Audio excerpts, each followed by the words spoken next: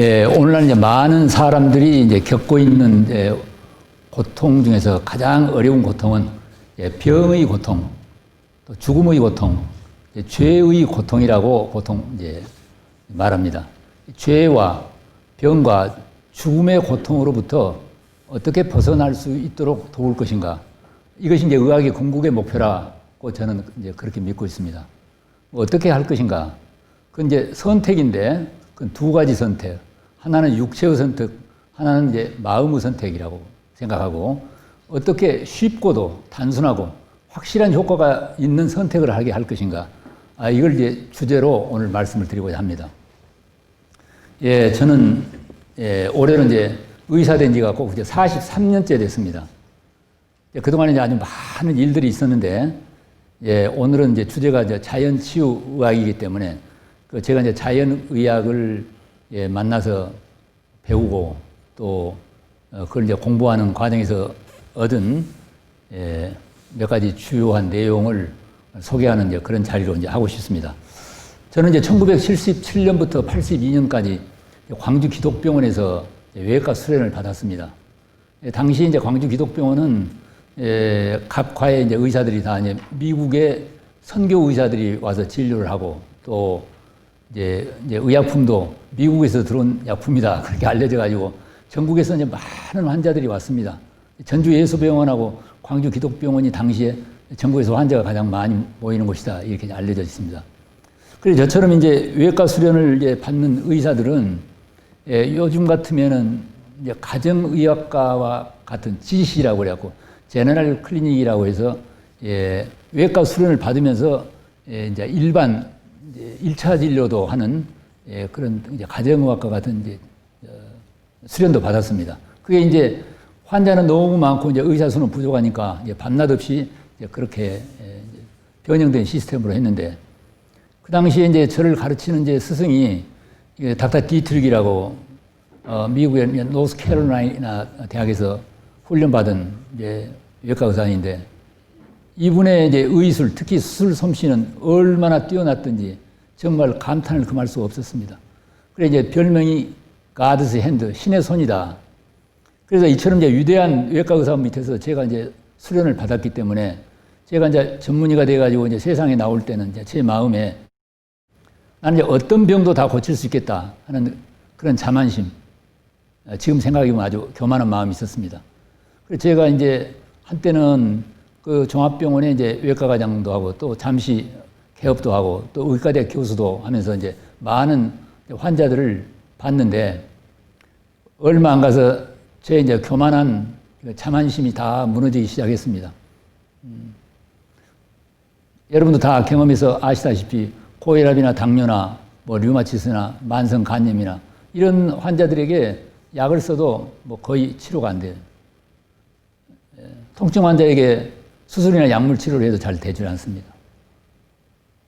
가장 고통스러운 것은 이제 암 환자를, 뭐 제가 외과 의사니까 암 수술을 많이 했는데, 암 환자를 수술해가지고 재발돼가지고 다시 찾아오는 경우, 특히 내가 수술한 암 환자가 내 앞에서 임종을 보는 고통은 정말 외과 의사로서 좀 견디기 어렵지 않겠습니까? 이런 걸 보면서 오늘 우리 현대 서양 의학은 분명히 뛰어난 장점이 있습니다. 뭐 진단이라든가 응급 환자에 대한 치료라든가 또는 꼭 교통사고 같은 수술이 필요한 환자, 또 예방의학, 공중보건의학, 요즘 코로나 같은 시대는 공중보건의학이 뛰어난 장점도 있지 않습니까? 이런 뛰어난 장점이 있는데, 만성적 질환에는 정말 나무는 보되 숲을 보지 못하는 그런 이제 한계가 있다 하는 걸 이제 뚜렷하게 알게 됐습니다. 제가 이제 그 전문의를 받은 다음에 나주시라고 하는 데서 이제 잠시 한 3, 4년 병원을 개업한 일이 있었습니다. 근데 이제 그 당시에 나주 인구가 18만 명인데 의사 수가 한 5, 6명이나 있었을까요? 얼마나 환자가 많이 왔겠습니까? 뭐 제가 의술이 좋아서라기보다는 너무 많은 환자가 찾아왔는데, 아침에 병원에 이제 출근할 때 병원에 문을 열고 들어가면요, 너무나 많은 환자들이 복도에 가득 차 있고 앉을 자리가 없으니까 서서 기다리는 걸 보면서, 아이고 오늘 하루를 또 어떻게 지내나, 수술도 해야 되고 입원 환자도 봐야 되고. 그래 이제 낮에는 정신없이 몇백 명 이상의 이제 환자를 보고 밤에는 이제 고달프니까 술 먹고 옛날 이야기입니다. 이렇게 어려운 시간을 한 3, 4년 보내고 나니까요. 도저히 지겨워서 이제 할 수가 없어요. 이제 그러던 차에 어떤 이제 중요한 전환점이 될 만한 이제 사건이 있었습니다. 당시에 이제 암센터가 한국에 한 군데 있었는데 그 암센터에서 어떤 치료도 불가능하다고 하는 이제 간암 환자가 저에게 찾아왔습니다. 60세가량 된 남자인데 그 환자는 무슨 병을 치료하려고 온 게 아니라 이제 그 암센터에서 어떤 치료도 불가능하다. 저에게 이제 찾아온 것은 너무 고통이 심하니까 이제 진통제나 하나 맞고 링겔주사나 하나 맞을 요량으로 찾아왔는데 이제 뭐 간암 환자를 이렇게 진찰을 해보면은 오른쪽 갈비뼈 밑으로 이렇게 뭐 애기 머리만하게 큰 멍어리가 만져지고 이제 이런 경우가 흔히 있죠. 어떤 의사가 보더라도 이건 치료가 불가능한 환자인데 예, 저에게 고통을 일시적으로 해결하려고 왔는데 제가 이제 그 당시에 자연치유 의사인 와타나베 쇼라고 하는 의사가 쓴 현대병의 도전, 그 다음에 고다 미스오 교수가 쓴 생체식 건강법, 그 다음에 하버드 보건대학원의 닥터 버나르 라운이 쓴 치유의 예술을 찾아서 이제 같은 이제 그런 이제 책을 보고 있었는데 그런 이제 자연치유하는 의사들은 오늘날 왜 현대의학 병원에서 그 많은 만성 질환자들, 특히 암과 같은 환자들이 치료가 잘 안 되는가 하면은 그것은 병의 원인을 치료한 게 아니라 병의 결과만 치료하려고 하기 때문에 안 된다. 병은 자연의 질서를 떠난 것인데 자연의 질서로 돌아가면 병은 쉽게 낫는다. 뭐 이런 내용이란 말입니다. 그래 이제 그 책을 보고 그 간암 환자에게 제가 이제 실험을 해보기로 했습니다. 평소 같으면은 그런 어려운 환자가 오면 얼른 진통제나 놔주고 큰 병으로 가라고 할 텐데 이 환자는 이제 한국 제1의 암센터에서 이제 치료 불가능하다. 그래서 뭐 이제 묘자리도 봐놓고 죽을 때 입을 수의도 만들어 놓고 이런 환자니까 저희 병원에서 치료하다가 뭐 잘못되더라도 저를 이제 원망할 염려도 없고 그러니까 제가 호기심에서 그 책대로 이제 치료를 했는데 자세한 내용은 뭐 지금 시간 때문에 뭐 여러분 선생님들이 되게 다 아시는 내용입니다. 뭐 하루에 이렇게 이 섬유소가 많이 들어있는 여러 가지 과일과 채소의 즙과 생채식과 또 오염되지 않은 여러 가지 자연식, 그 다음에 피부 호흡을 하는 풍욕, 그 다음에 이제 사지 운동, 햇빛을 쬐고 땅을 밟고 걷기, 그 다음에 커피 관장, 그리고 마음에서 병이 있다는 생각을 버리고 나는 계속 다 나음을 입었다라고 계속 믿고 상상하기. 이런 요법을 했는데 석 달 만에 그 암센터에 갔는데 암 크기가 반으로 줄어들었어요. 6개월 만에 갔는데 암이 다 사라져 버렸습니다. 나는 왜 거의 좋아졌는지 알 수가 없어요. 비슷한 시기에 심장병 환자, 심부전, 컨제스티브 하트 페일러라고 그래가지고 심판막에 이제 장애가 생겨서 심장이 축구구멍만하게 이제 커진 한 50대 여성 환자가 그 환자는 너무 심해서 저희 병원에 올 수가 없어요. 그 보호자가 하도 이제 왕진을 한번 해달라고 해서 갔는데 밤에 찾아갔는데 손을 들지를 못해요. 눈을 뜨지를 못해. 숨만 쉬지 않는다면 꼭 시체처럼 보였습니다. 그런데 이 자연치료의학에서는 심장병 환자를 치료할 때 심장을 치료해야 되는 게 아니라 인체 전체를 치료해야 된다. 우리가 이제 그 환자는 한국 제일 가는 국립대학병원에서 곧 사망하니까 집에 가라. 그래서 이제 거기도 묘자리를 밭에다가 잡아놓은 그런 상태였습니다. 이제 그 환자는 2달 만에 깨끗이 좋아졌습니다. 그래서 자기 남편의 아침 식사를 해줄 정도로. 치료 내용 원리가 뭐냐면은 우리가 이제 심장에 박동하는 힘으로 이제 전신의 피를 돌린다 하는 게 17세기 영국인 생리학자 윌리엄 하베이의 펌핑 세어리, 심장 박동설입니다. 그런데 그 심장 박동설은 터무니없는 말이 안 되는 이야기다라고 반대하는 의학자들도 계속 있었습니다. 오늘날도 지금도 아직도 펌핑 세오리를 믿고 있는 의사들이 많이 있죠. 두 주먹 크기의 심장에 박동하는 힘으로 우리 모세혈관의 길이를 대략 10만 킬로 정도 보는데 그 혈관은 정말 머리털보다 더 가늘고 그리고 피는 끈적끈적한 점액도가 있는데 두 주먹 크기의 그 심장의 박동 힘으로 10만 킬로면은 지구를 두 바퀴 반 도는 거리입니다. 이걸 어떻게 그 피를 심장의 두 주먹의 펌핑 파워로 돌린다고 하면서 류체공학적으로 불가능하다. 그래서 처음부터 심장 박동수를 부정하는 의사들도 많이 있었습니다. 그래서 결국은 우리의 혈관의 7, 80%가 뇌 사지에 있는데 그 사지에서 피를 끌어당기는 네거티브 프레셔. 그래서 이제 그로뮤 이제 순환설이라고 하죠. 우리 그 모세혈관 바로 직전에 소동맥과 소정맥 사이에 그로뮤라고 하는 발부가 있는데 그쪽에서 피를 끌어당긴다 하는 그런 이론이 있습니다. 그래 아무튼 이 여성 환자는 내 팔다리를 들어서 계속 마이크로 바이브레이션 하는 운동, 그 다음에 아까 말씀드린 대로 섬유소를 많이 먹게 하고 그리고 단중에 쑥두마는 방법을 하게 하고 이제 커피 관장을 하루에 몇 차례씩 하는데요. 제가 그때 좀 놀랐습니다. 이 환자는 2달가량 그 국립대학병원에 입원해 있었는데 그 심장병을 치료하는 의사들이 알고 있었는지 이렇게 부주의하게 봤는지 모르지만은 2달 동안에 쾌변을 제대로 본 것을 몰랐는지 이게 관심을 안 가졌는지 모르지만은 아마 가족들 이야기하면 바켓으로 하나 정도 이 숙변을 배출했다고 그럽니다. 오늘 이 이야기는 아주 중요한 것입니다. 이제 그 의사들은 심장만 보고 있었단 말입니다. 우리가 인간 전체를 봐야 되느냐, 심장을 봐야 되냐 하는 이제 차이가 여기에 있습니다. 이제 우리가 이제 그렇다고 해서 그 의사들을 무시하거나 비난하려고 하는 게 아니라, 오늘 현대 서양 의학이 가지고 있는 맹점이 바로 그것이다. 이제 그래서 이제 그 환자가 이제 좋아졌습니다. 아주 너무 놀랍지 않습니까?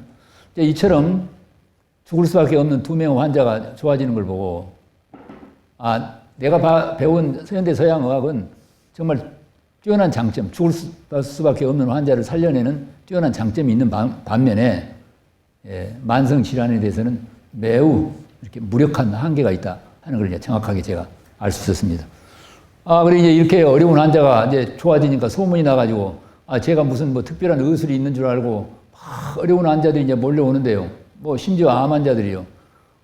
뭐 일본에서, 뭐 네덜란드, 또 아일랜드에서 어느 천주교 수녀님이 찾아오고, 제가 그래서 아주 어려웠습니다. 아, 나는 그 책 좀 보고 이렇게 좀 실험을 해본 것인데, 아, 그래가지고, 아, 저는 이제 외과 의사인데, 아, 그래 이제 밀려가지고, 아, 이렇게 해서는 안 되겠다 해서 제가 이제 일본하고 미국에 그런 이제 자연치료원 의사들을 다니면서 이제 배우게 돼가지고, 아, 저는 이런 의사, 이제 제 동료 의사들은 저한테 아주 이상한 의사라고 합니다. 아, 의사가 수술하고 약을 쓰고 그래야 되는데, 아, 수술이나 약은 별로 쓰지 않고 생채식을 하라든가, 아, 뭐 절식을 한다든가, 병이 다 나았다고 믿고 건강만 믿으라든가, 뭐 이런 짓을 하고 있으니까, 내가 보기에도 상식적인 의사가 보기에 이상한 의사 아닙니까? 근데 제가 이제 왜 이 이상한 의사 노릇을 그만 못 두고 계속 하고 있느냐면, 이게 효과가 있단 말입니다. 그래서, 그동안 있었던 이제 많은 이제 이야기를 다 말씀을 드릴 수가 없는데,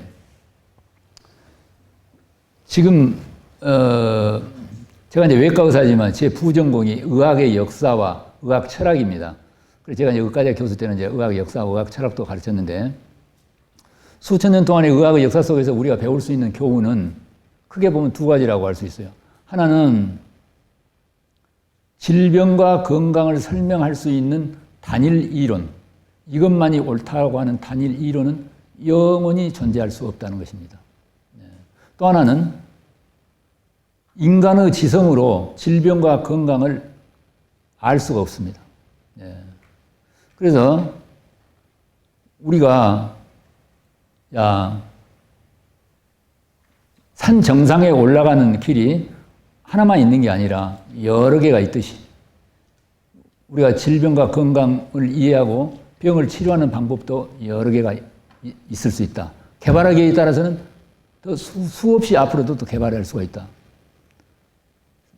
산중턱까지밖에 못 간 사람은 눈에는 자기가 올라가고 있는 길 하나만 보이기 때문에 꼭 그 길 하나만 있다고 착각을 할 수가 있는데 산 정상에 올라간 사람 눈에는 등산로가 여러 개가 있다는 것이 보인 것 같이 만약에 어떤 의사나 환자가 암을 치료하는데 수술, 항암제, 방사선 외에는 없다.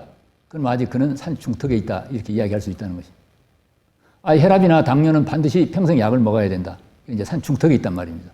그런다고 해서 제가 산 정상에 오른 의사다. 그렇게 말하는 것은 아닙니다. 그리고 이제 질병이나 건강에 대한 관점도 그렇습니다. 지금 고혈압은 병이다. 지금 한국에 고혈압으로 등록돼서 약을 쓰는 환자가 약 1,100만 명, 뭐 당뇨, 뭐 고지혈증에 각각 한 500~600만 명, 디스크나 척추 협착증으로 등록되어 있는 환자가 약 1,250만 명이라고 합니다. 그런데 어떤 의사들은 고혈압은 병이 아니다. 당뇨는 병이 아니다. 디스크라는 병은 없다. 암은 병이 아니다. 뭐 이렇게 주장하는 의사들 아시죠? 왜 이런 일이 생긴가 하면은 이제 제가 살고 있는 광주는요, 무등산이라고 하는 아주 광주 시민들은 눈으로 보기에는 아침에 저녁으로 해와 달이 뜨는 동산입니다. 무등산은. 근데 저 무등산을 광주 사람들은 의심할 바 없이 해와 달이 뜨는 동산입니다. 그럼 저게 해와 달이 뜨는 동산이라고 주장하면 어떻게 되겠습니까? 그 산 너머에는 이제 화순 사람들이 있습니다. 화순 사람들은 눈에는 동산입니까? 서산입니까? 해와 달이 지는 서산입니다. 그 담양 쪽에 있는 사람들은 북산이고 보성 쪽에 있는 사람들은 남산이란 말입니다. 예. 그러니까 이제 같은 건강과 질병을 볼 때 어떤 관점에서 보느냐에 따라서 다르게 보일 수가 있다. 그렇기 때문에 무엇이 하나만 옳다 이렇게 주장할 수는 없고 왜 그 의사는 그렇게 말하고 있는가. 이를테면은 고혈압 환자에게 약을 계속 쓰게 되면 뇌경색이 올 수 있고 콩팥이 망가질 수가 있고 또 협심증이나 더 나쁜 병으로 갈 수 있다. 그러니까 혈압약은 그만둬야 된다. 뭐 이런 의사들이 있는가 하면은 혈압약은 절대 끊으면 안 되고 평생 약을 먹어야 된다. 왜 이런 일이 생기는가 하면은 여러분 아시다시피 혈압약을 드신 분들에게 뇌경색이 많이 온다는 건 아시고 계시죠? 왜 뇌경색이 많이 오느냐 하면은 그것은 고혈압이 병이 아니라 혈관이 깨끗하고 피가 맑아가지고 잘 흘러가면 심장이 뭐 때문에 압력을 높이겠습니까? 예.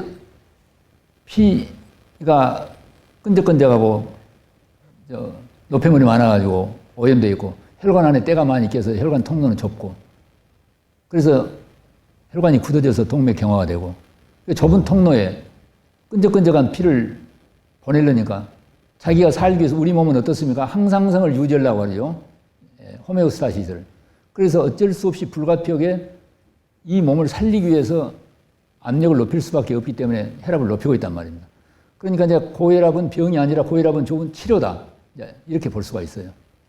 그래서 이제 혈압약을 먹게 되면 지금 치료를 하고 있는데 압력을 떨어뜨려 가지고서 피돌림을 머리 끝까지 계속 돌려야 되는데 그걸 방해하는 꼴이 된단 말이에요. 피투거기가 점점 쌓이게 돼. 어느 날 그걸 막아버리게 돼. 그럼 그게 이제 뇌경색이란 말입니다. 그럼 이것도 모르고 일반 의사들은 계속 혈압약을 먹으라고 하냐. 일반 의사들이 이걸 모를 바는 아니지만은 이분들은 좋은 뜻에서 혈압약을 줍니다. 지금 심장이 죽을둥살둥 막 압력을 높여서 혈압이 뭐 180에 100 이렇게 돼 있는데 그걸 방치하게 되면은 그 심장이 너무 고생을 많이 해가지고 망가져 볼 수 있거나 높은 압력이 계속 혈관벽을 때려가지고 동맥경화를 악화시키거나 그 높은 압력을 못 이겨갖고 뇌혈관이 파열돼서 뇌출혈이 오거나 이런 걸 예방할 목적으로 좋은 뜻에서 혈압약을 주는데 혈압약을 먹으니까 뇌경색이 많이 오게 되고 혈압약을 먹은 사람들에게 어떻습니까? 말초 혈관에 피돌림을 방해하니까 신장이 나빠지게 되고 그리고 이제 전립선 비대가 오게 되고 이제 많은 문제가 온단 말입니다. 그래서 이제 이 양자 간에 우리가 어떻게 할 거냐. 결국은 근본 원인이 피 오염에 있단 말입니다. 그래서 피를 맑게 하는 방법을 하는데 우리가 의과대학 다닐 때 그 혈관을 깨끗하게 만들고 저 피를 맑게 만드는 것에 대해서 한 번도 배워본 일이 없습니다. 계속 약으로만 하려고 한단 말입니다. 이제 그래서 결국은 관점에 따라서 암에 대해서도 마찬가지입니다. 암은 병이다. 암은 병이 아니다. 암이 왜 병이 아니냐.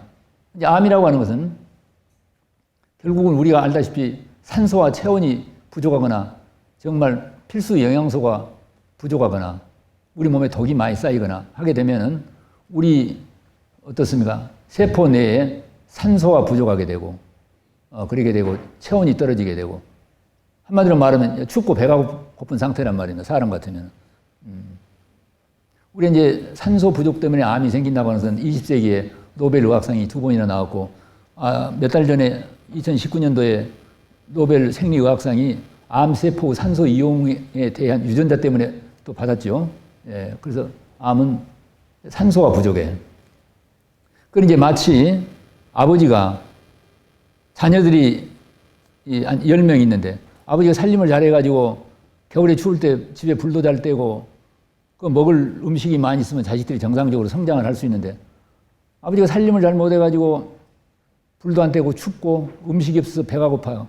그럼 자식들이 성장을 할 수가 없어. 성장을 할 수가 없기 때문에 어떻게 해야 됩니까? 생존하기 위해서 분열을 해야 돼요. 똑같이 세포 내에 춥고 배가 고파. 산소가 부족하고 체온이 떨어져. 먹을 음식이 없어요. 영양소가 부족해.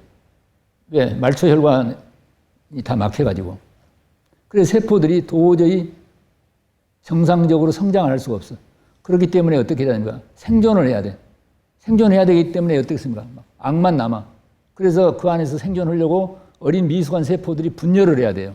어린 미숙한 세포가 무차별적으로 분열을 하는 것보다 암이다. 이렇게 이야기할 수가 있단 말입니다. 예. 그러니까 암이 되는 게 나쁜 게 아니라 몸뚱아리 주인이 몸뚱아리 살림을 잘 못해가지고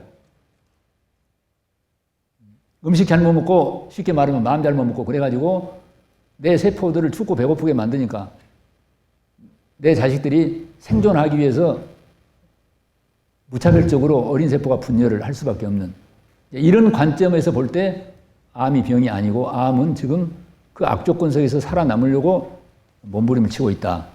이렇게 암을 본 관점이 있습니다.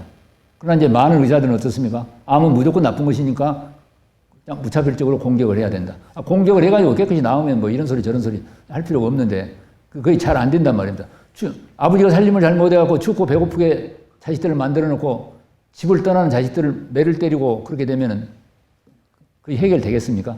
이제 그런 관점에서 본다 그런 이야기입니다. 제가 이제 그 서론이 좀 길었습니다만 이와 같이 질병을 보는 관점에 이제 여러 가지가 있겠다. 예. 20세기 이제 중후반부터 이제 우리의 인류의 그 질병의 중심 유형이 급성 세균성 질환으로부터 만성 퇴행성 질환으로 이제 바뀌기 시작했습니다. 고혈압이나 당뇨, 또 고지혈증, 비만 같은 대사장애, 그다음에 암, 심장병, 뇌혈관 질환 같은 3대 사망 원인 질환, 그다음에 만성 통증, 여러 가지 자가 면역 질환, 그다음에 알츠하이머, 치매요, 그다음에 그 파킨슨병, 우울증과 불면증 같은 정신신경 질환 같은 많은 만성 퇴행성 질환이 이제 질병의 중심 유형이 됐는데 이런 병이 잘 낫지를 않습니다. 그래서 이제 이 병을 한때는 성인병이라고 불렀습니다. 이것은 성인이 돼서 나이가 먹으니까 노화에서 생기는 병이느니 이렇게 했는데 요즘은 이제 성인병이라는 말은 안 씁니다.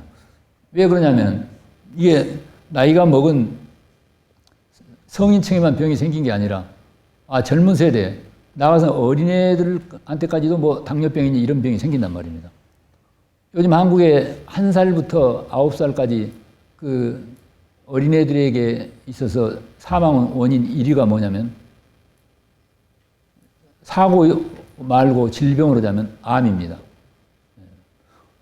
산모들 태중에서부터 암이 생긴단 말입니다. 산모들의 탯줄을 잘라서 이제 검사를 해봤습니다. 미국의 MIT에서. 평균적으로 약 180가지의 화학 물질이 나옵니다. 그러니까 이 산모의 생활 습관이, 특히 식생활 습관, 스트레스, 과로, 이런 것들이 산모의 피를 오염시켜가지고 그것이 그대로 태아에 유입돼가지고 만성병을 일으킨다. 그래서 지금의 이러한 병은 생활 습관이 잘못됐다. 근데 이게 결국 이제 왜 잘 낫지 않는가 하면은 이런 병을 만들어내는 원인이, 과거에 이제 세균성 질환일 때는 특정한 세균을 찾아내가지고 그걸 죽일 수 있는 항생제를 쓰면 일시적으로 병이 해결됐는데, 이 만성 퇴행성 질환인 생활습관병은 우리가 그동안에 식생활이라든가 여러 가지 활동, 그 다음에 마음 상태, 인간관계, 사회적 환경 같은 여러 가지 생활의 조건, 방식, 습관, 환경들이 아주 다차원적으로, 아주 중증적으로 복합돼서 작용하기 때문에 어떤 특정한 원인을 알아내가지고서 그 병을 항생제 쓰듯이 치료가 안 된단 말입니다. 하나하나 일일이 병을 치료해갖고 되질 않아요. 그래서 지금 어떻게 해야 되냐. 그 사람의 전체를 치료해야 되는. 요즘 이제 그것보다 시스템 의학이라고 그러죠. 시스템 의학 쪽으로 우리가 이제 가야 된다. 우리 사람들이 이제 자연의 한 부분인데, 맑은 냇물이 흘러가게 되면요, 그 맑은 냇물 속에서는 파리도, 모기도, 어떤 벌레도, 요즘 문제되는 코로나 바이러스도 이제 거기에서는 살 수가 없습니다. 물이 오염돼서 부패해서 특히 이제 막히게 되면 거기서 파리, 모기, 이런 벌레, 저런 벌레 이제 세균이 서식하게 되는데, 오염된 물은 그대로 놔두고 우리가 파리약, 모기약을 뿌릴 수가 있습니다. 그럼 그게 해결됩니까? 안 됩니다. 그런데 우리가 파리약, 모기약을 뿌리는 대신에, 부패한 물을 맑은 물로 만들게 되면은 파리, 모기나 어떤 벌레도 서식할 수가 없습니다. 오염된 피를 놔두고 거기서 혈압약, 당뇨약을, 항암제 이런 걸 하면 안 되는 것이 바로 그 이치와 같다. 그런데 그 오염된 피, 그 다음에 안에 있는 뭐 오염된 마음이라고까지는 하지만은 안에 있는 어두운 마음, 이걸 깨끗하게 잘 흘러가도록 하게 되면은 물을 깨끗이 할 때 파리, 모기가 사라진 것처럼 할 수 있겠다. 이런 저는 생각이 들어서 늘 그렇게 이야기하고 있습니다.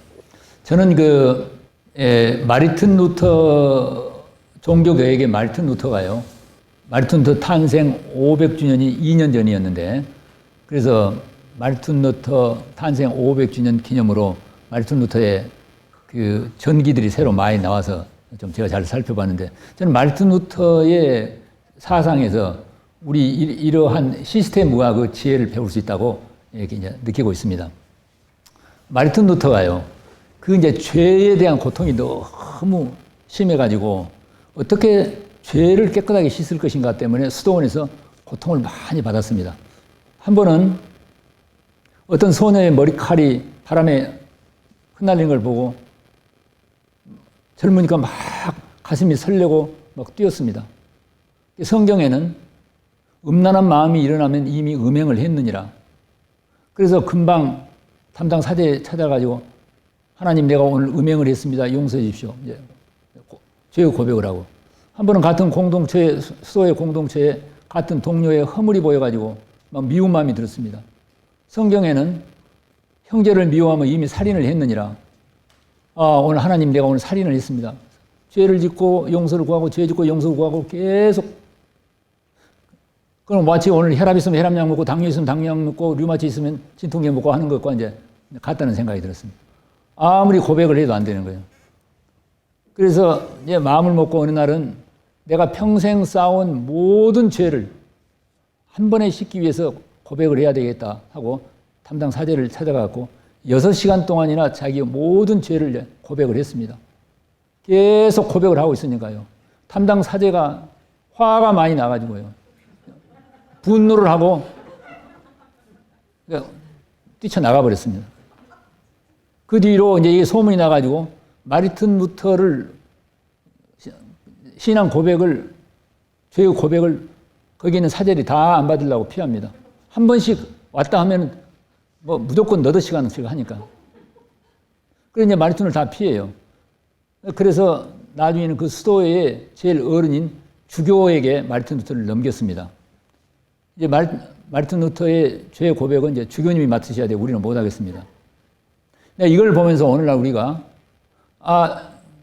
혈압약 먹고 당뇨약 먹고 계속 일선에서 하다가 그들이 어떻습니까? 자, 마르틴 루터는 계속 죄를 고백할수록 무거운 죄가 더 떠오르고 자기 죄가 더 커졌어요.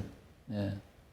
오늘 혈압약, 당뇨약을 먹게 되면 어떻습니까? 갈수록 대부분은 얼마인가 있으면 갑상선 기능 장애가 오게 되고 전립선 비대증이 오게 되고 만성 통증이 오게 되고 뇌경색이 오거나 심장병이 오거나 콩팥이 망가지거나 우울증이 오거나 불면증이 오거나 이런 쪽으로 가는 걸 많이 보셨죠? 그래서 마지막에 어땠습니까? 병이 커지게 되면은 대학병, 큰 병으로 넘긴단 말입니다. 마르틴 루터는 이제 일반 밑에 있는 사제들이 보다가 안 되니까 큰 병원에 해당하는 주교한테 넘겼어요. 제가 꼭 그렇게 좀 느껴졌습니다. 그럼 해결책이 있느냐? 그렇게 일일이 죄 짓고 용서를 구하고 죄 짓고 용서를 구하고 그렇게 해가지고는 절대 해결이 되질 않아요. 혈압 있으면 혈압약 먹고 당뇨 있으면 당뇨약 먹고 류마티스 있으면 약 먹고 그렇게 해갖고는 해결이 안 되는 것과 같다. 그래서 어느 날 마르틴 루터가 성경을 보다가 깜짝 놀랄 만한 사실을 발견했습니다. 뭐라고 되어 있냐면은 의인은 오직 믿음으로 살리라. 의인이란 말이 죄가 씻어진 죄가 없는 사람을 의인이라고 이제 한답니다. 그러니까 죄가 깨끗하게 씻어져서 죄가 치료가 되는 것은 일일이 죄 하나하나를 고백해가고 자기의 의지와 각오와 노력으로 되는 게 아니라 믿음으로 된다. 그러니까 이제 마르틴 루터는 원래 수도원에 들어오기 전에 다른 대학을 다닐 때 자기 동료하고 여름방학에 시골길을 가다가 아주 맑은 대낮에 갑자기 벼락이 때려가지고 옆에서 같이 가던 자기 친구가 벼락을 맞아 그 자리에서 즉사하는 걸 보고 거기서 너무 두려움이 생겨서 무릎 꿇고 하나님이시여 나를 살려만 주신다면은 수도원에 가서 수도사가 돼갖고 평생 동안 하나님을 섬기겠습니다 하고 서약을 하고 이제 자기 부모들이 그렇게 반대인데도 불구하고 수도원에 들어와서 그 죄를 씻으려고 멸망을 안 받으려고 그래서 죄를 씻어서 죽음을 면해서 하늘나라에 가는 것이 마르틴 루터에게 가장 큰 문제였습니다. 근데 이제 죄를 하나하나 고백할수록 무거운 죄가 더 생겨갖고 죄가 해결이 안 된단 말입니다. 오늘날 우리가 병 하나하나를 계속 씻으려고 그렇게 하면 할수록 어떻습니까? 병이 해결되지 않은 게 아니라 더 커질 수 있는 것과 같다.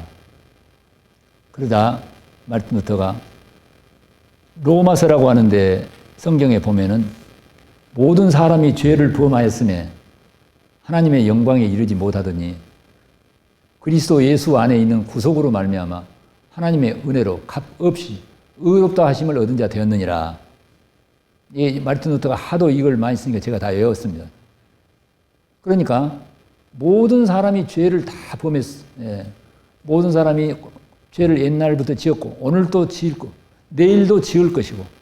그래서 자기의 죄를 보면은 하늘나라에 갈 수가 없는데 그것만 보면은 불가능한데 해결책이 있어요. 그 다음에 그리스도 예수 안에 있는 구속으로 말미암아 구속이란 말은 법을 위반해 가지고 처벌받는 구속된다 그게 아니라 구할 구자에다 속량할 속자 죄값을 마땅히 지불해서 죄를 없게 하는 혜택을 받은 그 은혜로 말미암아 자기 죄가 깨끗하게 씻어져서 의롭게 되었다. 이걸 보고 깜짝 놀랐습니다. 아, 죄는 일일이 고백하고 해야 되는 게 아니라 내가 이미 죄가 창조주에 의해서 깨끗하게 씻어져서 없어졌다는 사실을 발견하고 그걸 받아들여서 믿을 때 죄가 없어진다 하는 걸 보고 놀랐습니다. 그래서 이제 마르틴 루터의 이 신앙 원리 사상은 우리 인류 역사에 엄청난 영향을 미쳤는데요. 그 후에 정치적으로는 프랑스 혁명, 그 다음에 경제적으로 산업혁명, 20세기 들어가고 인권혁명, 여기까지 영향을 미치고 우리 의학의 혁명도 이 마르틴 루터의 이 사상을 통해서 우리는 지혜를 찾을 수 있다고 생각을 합니다. 그러니까 우리가 이런 병 저런 병이 있기 때문에 일일이 병을 하나하나 씻어야 되는 게 아니라 정확하게 보면은 우리에게는 완전한 자연 치유 시스템이 있기 때문에 진짜로는 병은 이미 씻어져서 없다라고 하는 걸 우리가 정확하게 발견하는 것. 그래서 일일이 병증 하나하나를 제거하려고 마르틴 루터처럼 자기의 의지로 열심으로 노력으로 병을 씻어야 되는 게 아니라 원래 우리에게 근본적으로는 병이 없다. 병이 없다는 뜻이 뭐냐 하면은 우리가 지금 이제 후성 유전학 시대에 들어와서 정말 우리에게는 완전한 이 건강 시스템이 갖춰져 있고 실제로는 우리가 병처럼 보이는 것은 병이라고 할 수가 없다 하는 것들을 우리가 이제 알 수가 있습니다. 자, 우리가 이제 자연 치유력을 말할 때 크게 보면 세 가지 특징을 말할 수 있는데 하나는 우리 인체는 항상성을 유지하려고 합니다. 호메오스타시스. 원래 심장이 뛰고 피를 돌리고 숨을 쉬게 하고 체온을 36.5도로 유지하게 하고 여러 가지 신진대사를 하고 독성을 배설하는 그러한 항상성을 유지하려고 하는 완벽한 시스템이 모든 사람에게 그 사람이 어떤 병자라 하더라도 다 가르쳐져 있고 두 번째는 면역력 시스템.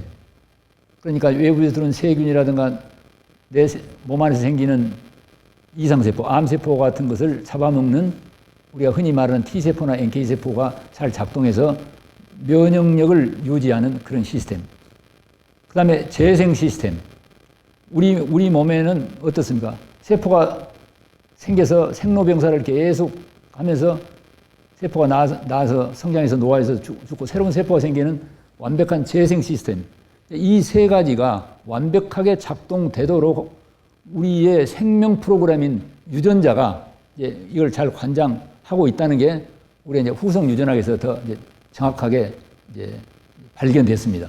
그래서 이러한 시스템이 우리한테 있는데 우리가 눈으로 보기에 병처럼 보이는 것은 꼭 병이라기보다는 그것은 내 안에 있는 완벽한 건강 시스템, 생명의 프로그램이 잘 작동하는 과정에서 보이는 어떻게 보면 자기 치유 과정이다 이렇게 이해할 수 있다는 것입니다. 그래서 이제 마르틴 루터의 이제 이러한 이 경험을 통해서 우리가 지금까지 보는 의학의 관점에 대해서 아주 담대한 변화를 가져올 수 있겠다. 저는 그렇게 느끼고 있습니다. 한 7, 8년 전에 저에게 미국 뉴욕에 살고 있는 약 60세가량의 그 여성이 유방암 때문에 저를 찾아왔습니다. 이분은 체중이 약 한 80kg 정도 되는 비만을 가지고 있었는데 유방암을 이제 자연 치료하고 싶다 하고 이제 왔어요. 그런데 이분은 지난 20년 동안의 병력을 보면 유방암 말고도 이제 고혈압, 당뇨 있고 또 탈모가 심해요.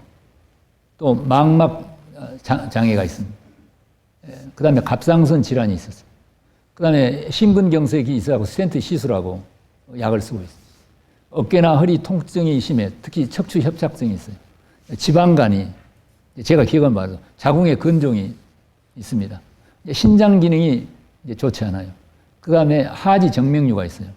근데 그 많은 병증을 제가 다 기억할 수 없지만은 이제 그분 본인의 말에 의하면 종합병원이다. 수많은 병증이 있었습니다. 그래서 지난 20년 동안에 고혈압에는 혈압약을, 당뇨에는 당뇨약을, 심장병에는 스텐트 시술하고 혈전 용해제를, 갑상선 약을, 또 하지 정맥류는 수술을 이런 방법으로 일일이 했단 말입니다. 아까 우리가 그걸 쭉 봤죠. 그래 이제 그 병이 커져갖고 이제 유방암으로 발전한 것입니다. 이 경로는 아까 제가 말씀드려서 이해가 되시죠? 그래서 이번에는 이제 유방암을 이제 수술할 차례가 왔습니다. 근데 이분이 이제 어떻게 생각을 했는지 제가 쓴 책을 보고 이분이 저를 찾아왔습니다. 그래서 이제 이분에게는 자, 그런 많은 병증과 암이 병이 아니라 그에게는 두 가지 병, 하나는 육체는 피의병이고 마음의 고통은 병이라고 하는 것을 제가 알 수가 있었습니다. 그래서 결국은 이분이 이제 다 좋아졌는데요. 어떻게 했느냐 하면 두 가지 선택. 하나는 육체의 선택, 두 번째는 이제 마음의 선택인데, 육체의 선택은 일단 지금 그분이 약을 많이 먹고 있었는데 그 약을 2주 동안 그대로 끊지 말고 먹으면서 우선 생채식 요법. 제가 여러 선생님께 드린 이제 자료 보면 생채식이라고 되어 있는데, 생채식이라고 하는 것은 raw food, 조리하지 않는 그 날 채소와 과일과 통곡식을 주식으로 하고, 물론 뭐 견과류나 이런 것도 들어갑니다. 그렇게 하고 하루에 커피 한 잔을 여러 차례 하고, 피부 호흡을 하고, 땅을 밟고 햇빛을 쬐고 걷고, 그리고 마음으로는 계속 온 사물이 다 곱고 좋다라고 바라보기 연습을 하고, 이런 겁니다. 그런데 2주 동안에 이제 그렇게 했는데, 2주 후에는 거의 먹고 있는 약을 먹을 필요가 없이 혈압약이나 당뇨약을 먹지 않아도 될 만큼 그 혈당 수치나 혈압의 수치가 정상화돼서, 그 후로 뉴욕으로 돌아가 가지고 4주 동안 섬유소 절식 방법, 그러니까 생과일이라든가 특히 생채소를 이렇게 즙으로 짜도 되는 거고요. 그런데 거기에는 섬유소가 좀 부족합니다. 그래서 저온 건조를 만들어가지고 해가지고 파우더로 만들어가지고 이제 물에 타 먹을 수 있습니다. 누구라도 쉽게 만들 수 있습니다. 제가 과거에 그 녹즙 절식을 좀 많이 시켰는데 많은 사람들이 뭐 며칠을 못 해요. 그래서 좀 꾀를 내 가지고 그렇게 그 섬유소 분말로 이제 절식을 했더니 피처간에도 편해진 걸 봤는데, 그분이 이제 4주 동안 뉴욕에 돌아가서 이제 절식요법을 했는데 4주 후에는 가지고 있는 병증이 거의 다 많이 사라졌습니다. 그 뒤로 약 6개월 동안 이제 생채식 요법. 이제 그분에게 이제 우리는 이제 오시는 분들에게 되게 모발 검사를 해서 피 속에 어떤 중금속이 있는지, 영양소에 과부족이 있는가, 이걸 체크를 해서 교정하게 하는 방법과, 그 다음에 이 만성 질환이 있는 분들에게는 약 6개월 정도의 생채식 요법을 계속 하게 했는데, 6개월 후에 이제 전화가 왔는데요. 자기의 모든 병이 다 사라져버리고, 더욱 놀라운 것은 체중이 80kg인 사람이 한 62kg 정도로 되고, 그분이 감탄하는 것은 자기 피부가 얼마나 아름다워지든지 주변 사람들이 보고 넋을 잃고 쳐다본다, 이렇게 이야기를 했어요. 이 피부의 아름다움이라는 게 우리 창자와 피의 아름다움이 밖으로 드러나야 되는데, 창자와 피는 불결하면서 얼굴만 치장해가지고는 그 잘 안 되는 것처럼, 그러면서 유방암 사이즈도 좀 줄었다는 거예요. 그 유방암이 올 때 8cm가 됐는데 6cm 정도 줄었다고 기억에 그렇습니다. 그래서 제가 이제는 수술하는 게 좋겠습니다. 이제 절제 수술을 하고, 그 뒤로 몸의 해독이 잘 되고 면역이 증강됐기 때문에 항암제나 방사선 치료는 할 필요가 없겠죠. 그래서 지금 7, 8년 됐는데 지금 아주 잘 지내고 있습니다. 그래서 이 환자의 경우에 이제 어떻게 이렇게 좋아지게 되느냐. 그것은 육체의 선택으로는 가장 자연의 질서에 돌아가는 방법. 마음의 선택도 가장 하늘의 이치에 맞도록 한다 할까요? 그래서 여러 선생님들 한테 드린 자료 중에 제일 앞에 보면은 파라켈수스의 이야기를 제가 좀 소개를 했는데요. 파라켈수스가 우리 현대 서양 의학의 역사에서 가장 위대한 의사다. 제2의 히포크라테스다. 의학의 황제다라고 일컬어지는 의사인데, 이분이 이야기하기를 뭐라고 이야기하냐면, 치유의 힘은 의사에게서 오는 게 아니라 자연으로부터 온다. 네이처로부터 온다. 그러므로 의사들은 열린 마음으로 자연으로부터 출발하라. 이런 유명한 말을 남겼습니다. 파라켈수스는 르네상스 시대의 이제 위대한 의사이자 의학 사상가인데, 이분이 바젤 대학이 스위스에 있는 바젤 대학이 아주 우리 서양의학에서는 하이델베르그 대학하고 바젤 대학이 서양의학의 메카라고 할 수 있는데, 바젤 대학 의과대학의 교수로 부임은 첫날, 그 당시에 학생들이 보는 의학의 교과서, 의학 교과서가 이제 갈레누스 의학이었습니다. 우리 서양 의학은 자, 1000년 동안 히포크라테스 의학, 그 뒤 1000년 동안은 갈레누스 의학이라고 하는데, 학생들이 아주 그냥 요즘 뭐 성서처럼 보는 갈레누스 의학의 교과서를 교탁 앞에 쌓아놓고 불태워버렸습니다. 오늘날도 파라켈수가 다시 온다면 그렇게 또 불태워볼지 모르겠습니다만, 정통의학이야말로 의학의 발전을 가로막는 가장 큰 장애이다. 오직 자연과 환자만을 관찰하라. 진실만을 추구하라. 이렇게 가르쳤습니다. 그래서 자연과 환자를 관찰을 통해서 우리 근대의학을 새롭게 발전시킨 우리 근대의학의 시조가 되었습니다. 그 파라켈수스가 뭐라고 말을 하냐면은, 치유의 힘은 의사의 의술, 약이나 수술로부터 오는 게 아니라 네이처, 여기서 네이처란 말은 우리 물리적인 자연, 뭐 천지 자연을 말하기도 하지만은, 네이처란 말은 본성, 신성, 뭐 하나님의 마음, 뭐 이런 뜻도 있습니다. 곧 우리의 치유는 이 천지 우주의 자연과 하늘의 마음으로 돌아갈 때 낫는다. 그래서 제가 이제 아까 뉴욕에서 온 환자를 이렇게 보면서, 창세기, 제가 이제 마르틴 루터 때문에 성경책을 조금 잘 보기 시작했는데요. 저는 제가 지금 성경 이야기를 이렇게 하는 것은 무슨 종교 이야기를 하려고 하는 게 아니라 이 생명 교과서라고 하는 관점에서 이야기합니다. 최근에 그 내과 교과서가, 해리슨 교과서가 심판이 나왔거든요. 약 5,000페이지 정도 되는데, 그 책을 보면은 거의 대부분의 질병 목록표로 되어 있는데, 거의 대부분의 병은 병 원인, 언노, 모른다. 치료, 특별한 치료 없다. 이렇게 되어 있는데, 성경책은 못 고친 병이 없다. 죽은 사람도 살린다. 그러니까 저는 이제 생명책이다. 이런 관점에서 보는데, 우리가 이제 자연으로 돌아가자라고 하는 이야기를 많이 합니다. 자연의 질서다. 그럼 도대체 자연의 질서가 뭐냐?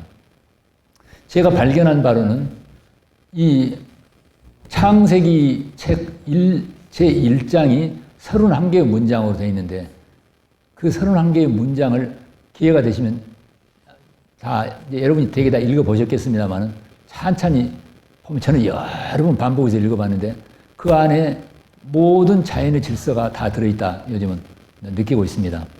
그러니까 거기 보면은, 하늘과 땅을 창조하고 밤낮을 창조하고, 다음에 하늘에는 태양과 별과 빛을 뿌리고 있고, 땅에는 어떻습니까? 심에는 채소와 씨 가진 열매 맺는 나무를 너희에게 주느니 너희 식물이 되라. 동물들은 풀을 먹이라. 그렇게 돼 있죠. 그리고 그 안에는 마음에 대한 이야기도 있습니다. 그걸 창조하고 하나님 보시기에 좋았더라라고 하는 말이 7번이나 나옵니다. 그러니까 이제 우리의 마음이 다 보기가 곱고 좋다. 이 마음이 자기의 생명 설계도에 맞다. 그래서 우리 안에 있는 그 생명 설계도는 창세기 1장을 잘 보면은 자세히 알 수가 있는데, 우리가 이제 이 말씀을 드리는 것은, 우리 이제 유전자를 보면은 제가 한 말씀이 그렇구나 하는 것을 이해하는 데 도움이 될 것 같습니다. 자, 모든 병의 원인을 추구해 올라가면 결국은 세포가 기능 이상이 된 것입니다. 자, 그런데 세포 안에는 세포핵이 있는데, 세포핵에는 23개의 염색체가 있고, 그 염색체 안에는 약 2만여 개의 유전자가 있는데, 그 유전자가 우리의 생명의 설계도이자 우리의 기능을 관장하는 프로그램입니다. 그런데 처음에는 그게 어떻게 일을 하는 걸 잘 몰랐습니다. 근데 우리가 1980년대부터 계속 그 유전자가 어떻게 그 구성되어 있고 어떤 일을 하는가에 대해서 그거 암호를 해독했는데, 2003년도에 우리가 유전자 암호를 해독해서 유전자 지도를 만들었습니다. 그렇게 게놈이라고 하죠. 그래서 자, 어떤 사람이 피가 불결한데 어떤 사람은 고혈압이 되고 어떤 사람은 당뇨가 되고 어떤 사람은 류마티스 관절염 되고 어떤 사람은 우울증이 오고 어떤 사람은 암이 오고 어떤 사람은 암인데 갑상선에 암이 오고 어떤 사람은 유방에 암이 오고 어떤 사람은 자궁에 암이 오고 어떤 사람은 전립선에 암이 오고 좀 이상하지 않습니까? 예. 그걸 이제 다 안단 말입니다. 자, 고혈압이다. 그러면 몇 번째 염색체, 몇 번째 유전자가 작동을 잘 못한다. 작동을 잘 못한다는 말은 유전자에 스위치가 있습니다. 히스톤이라고 하는 스위치가 아예 꺼져버렸거나 유전자가 두 개의 잘못된 환경, 육체 환경과 마음 환경 때문에 손상을 받았거나 하나는 변질되거나 해서 정상적으로 기능을 못한단 말입니다. 그래서 이제 유전자 지도를 완성할 때 어마어마한 이벤트가 있었습니다. 세계 수십 개 나라의 정상들이 뉴욕에서 모여가지고요. 이제 우리 인류의 병의 정복은 쉽다. 유전자만 고치면 되겠다. 그래서 이제 그 유전자를, 병적인 유전자를 고치는 일을 했습니다. 여러분 이제 되게 아시죠? 이제 유전자 조작이다. 크리스퍼 가이 가지고 유전자를 복구하거나 이제 유전자를 이렇게 레귤레이션 하는 그런 이제 시도를 했는데, 우리가 이제 콩이나 옥수수나 감자는 유전자 조작이란 말 들어보셨죠? 유전자 조작이 되는데 사람은 안 돼요. 사람은 왜 안 되냐? 생각이 있어서 안 돼. 그러니까 병의 원인에서 가장 큰 문제는 생각, 마음이고, 병을 치료하려면 마음을 해결해야 된다고 하는 걸 우리는 이 유전학에서 또 배울 수가 있습니다. 그래서 이제 좀 실망을 했습니다. 그런데 병의 원인이, 궁극 원인은 유전자가 이상이 있는데 그럼 유전자를 어떻게 고칠 거냐? 그게 이제 탐구를 했는데, 그게 이제 우리가 이제 2010년에 이제 그 타임지에서 크게 보도가 됐죠. 후성 유전학이라고 하는 게 새로 이제 부각이 됐습니다. 후성 유전학이라고 하는 게 뭐냐면, 제가 의과대학 다닐 때는 유전학만 있었습니다. 유전학이라는 게 뭐냐? 내가 부모로부터 유전자를 받으면 그게 계속해서 변하지 않는다. 그래 이제 아버지로부터 위암 유전자를 받으면 내가 물려받으면 그렇게 될 수 있다. 여러분 옛날에 그 안젤라 졸리라고 하는 미국의 영화배우 아시죠? 자기 외할머니하고 모친이 이제 유방암 때문에 세상을 떴는데, 본인에게 유방암을 유발하는 유전자, 유방암을 억제하는 유전자는 약하고 유발하는 유전자가 많이 나와가지고 예방적 수술을 보셨죠? 근데 우리가 이제 그럴 필요가 없다는 겁니다. 그럼 우리는 이제 유전자를 바꿀 수가 있어요.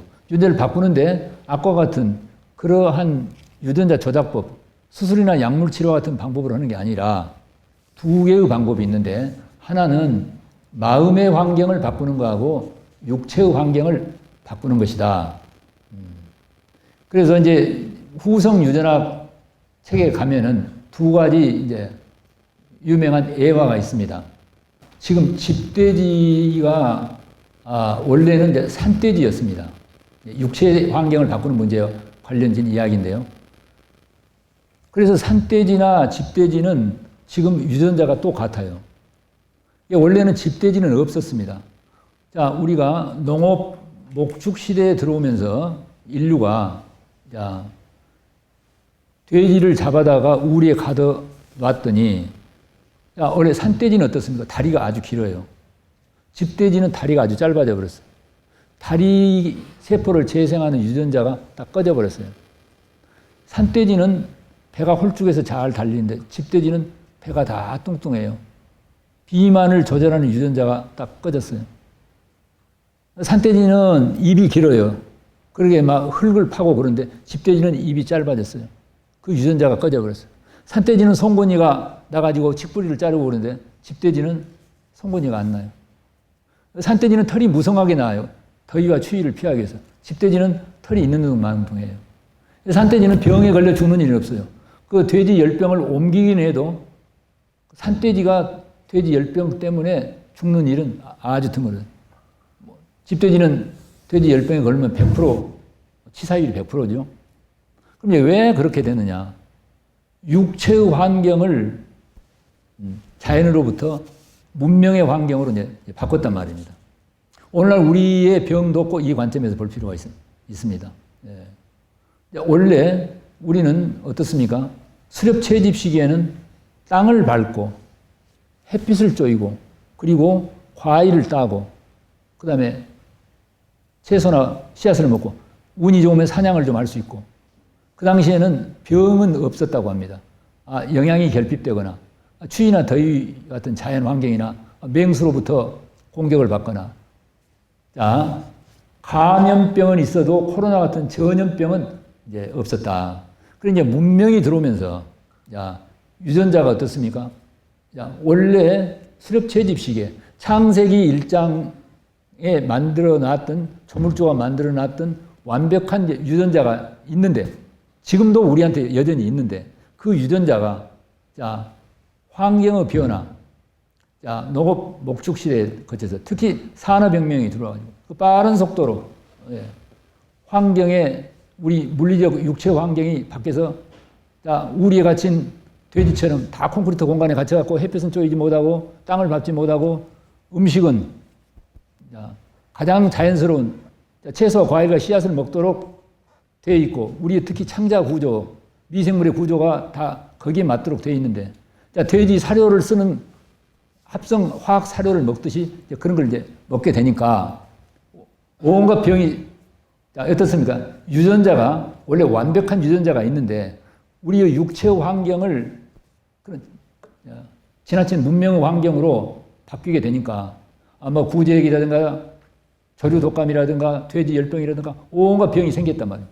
그래서 이제 그 우리에 갇혀 있는 짐승들을 병을 해결하기 위해서 방역을 하고 예방주사를 놓고 여러분 항생제 계란파동 기억하신가요? 자, 항생제를 아무리 많이 써도 병이 해결됩니까? 안 됩니까?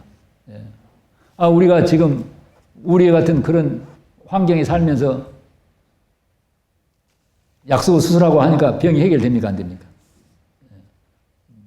그래서 이제 문명의 전환이에요. 그래서 우리가 후성 유전하게 보게 되면은 우리의 육체의 환경을 이게 자연으로부터 지나친 문명의 환경 쪽으로 옮김으로써 우리에게는 원래 완벽한 면역 시스템인 유전자가 있는데 그 유전자가 이 변화되는 환경을 따라가지를 못해.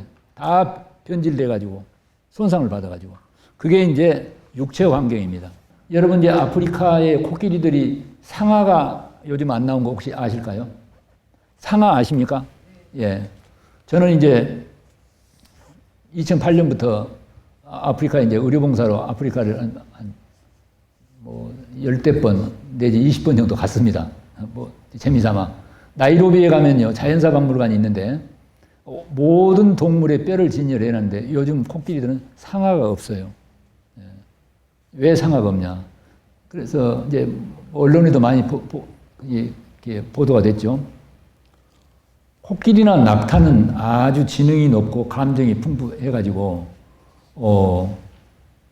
자기의 가족이나 동료가 죽으면은 그 시체 옆에서 막 슬퍼하고 이제 울고 그런다고 그래요. 얼룩말이나 기린은 자기 새끼를 사자가 물어가도 뭐 별로 감각이 없이 가버리는데 코끼리는 아주 달라요. 이제 몇십 년 전부터 이제 밀렵꾼들이 아프리카에 그 코끼리가 한 50년 전에 한 400~500만 마리가 있었다고 그러는데 지금은 한 30~40만 마리밖에 없다고 합니다. 밀렵꾼들이 이 상아 때문에 이제 많이 죽여버렸어요. 그래 이제 밀렵꾼이 코끼리 떼들을 향해 갖고 탕하고 총을 쏘면은 처음에는 다 무서워가지고 숲속으로 이제 피하는데 한 마리가 이제 특히 상아가 큰 코끼리가 희생을 당하겠죠. 그래 밀렵꾼이 코끼리의 상아를 잘라가 버리면은 숲속에 있던 코끼리들이 엿을 보고 있다가 다 슬금슬금 기어 나와가지고 그 코끼리 시체 옆에서 막 소리를 내서 운다는 것입니다. 코로 피를 닦아주면서. 그런데 상아가 안 보여. 코끼리는 영이어가지고 상아가 있으면 좋겠구나. 야, 상아가 없으면 좋겠다. 나나 내 후손들이 그렇게 해서 어떻습니까? 야, 상아를 재생하는 유전자의 스위치가 딱 꺼져버렸단 말입니다. 자, 그러니까 우리가 이제 뭘 믿느냐가 얼마나 중요한 것인가를 알 수가 있습니다. 그래서 코끼리의 슬픈 유전자라고 하는, 여러분 인터넷에 들어가 보면 코끼리의 슬픈 유전자라고 하는 책이 많이, 그게 지금 후성 유전학에서 이야기하는 두 가지가 뭐냐면, 우리가 원래 조물주로부터 완벽한 면역 시스템, 자연 치유 시스템인 유전자가 우리한테 있는데, 육체의 환경이 변화되면서, 그리고 마음의 환경이 어둡고, 그리고 나의 신념이 변화되면서 그 유전자의 작동 시스템을 고장내버렸다는 거죠. 스위치를 꺼버리거나, 손상을 입거나, 변질되게 만들죠. 그래, 이제, 암 환자의 경우들을 보면은요, 기가 막혀서 죽겠다. 못 살겠다. 아무 삶의 의미가 없다. 죽어버리고 싶다. 만약에 그런 신념을 갖게 되면은 내 안에 있는 유전자가 즉시 알아차려가지고, 이 몸뚱아리 주인이 안 살고 싶다고 하구나. 어떻게 죽도록 도와줄까? 그러려면 암이 공격할 때 그걸 잡아먹는 T세포와 NK세포를 스위치를 꺼버리는 게 좋겠다. 해서 그 유전자가 작동을 한다. 이게 이제 후성 유전학의 마음의 환경을 바꾼다. 그래서 결국은 아까 말씀드린 대로 우리의 생명의 시스템인, 완벽하게 다 있어서 우리에게는 실제로는 조물주 눈으로 보기에는 병이 없는데 우리가 병이 있다라고 이제 본다, 그런 이야기죠.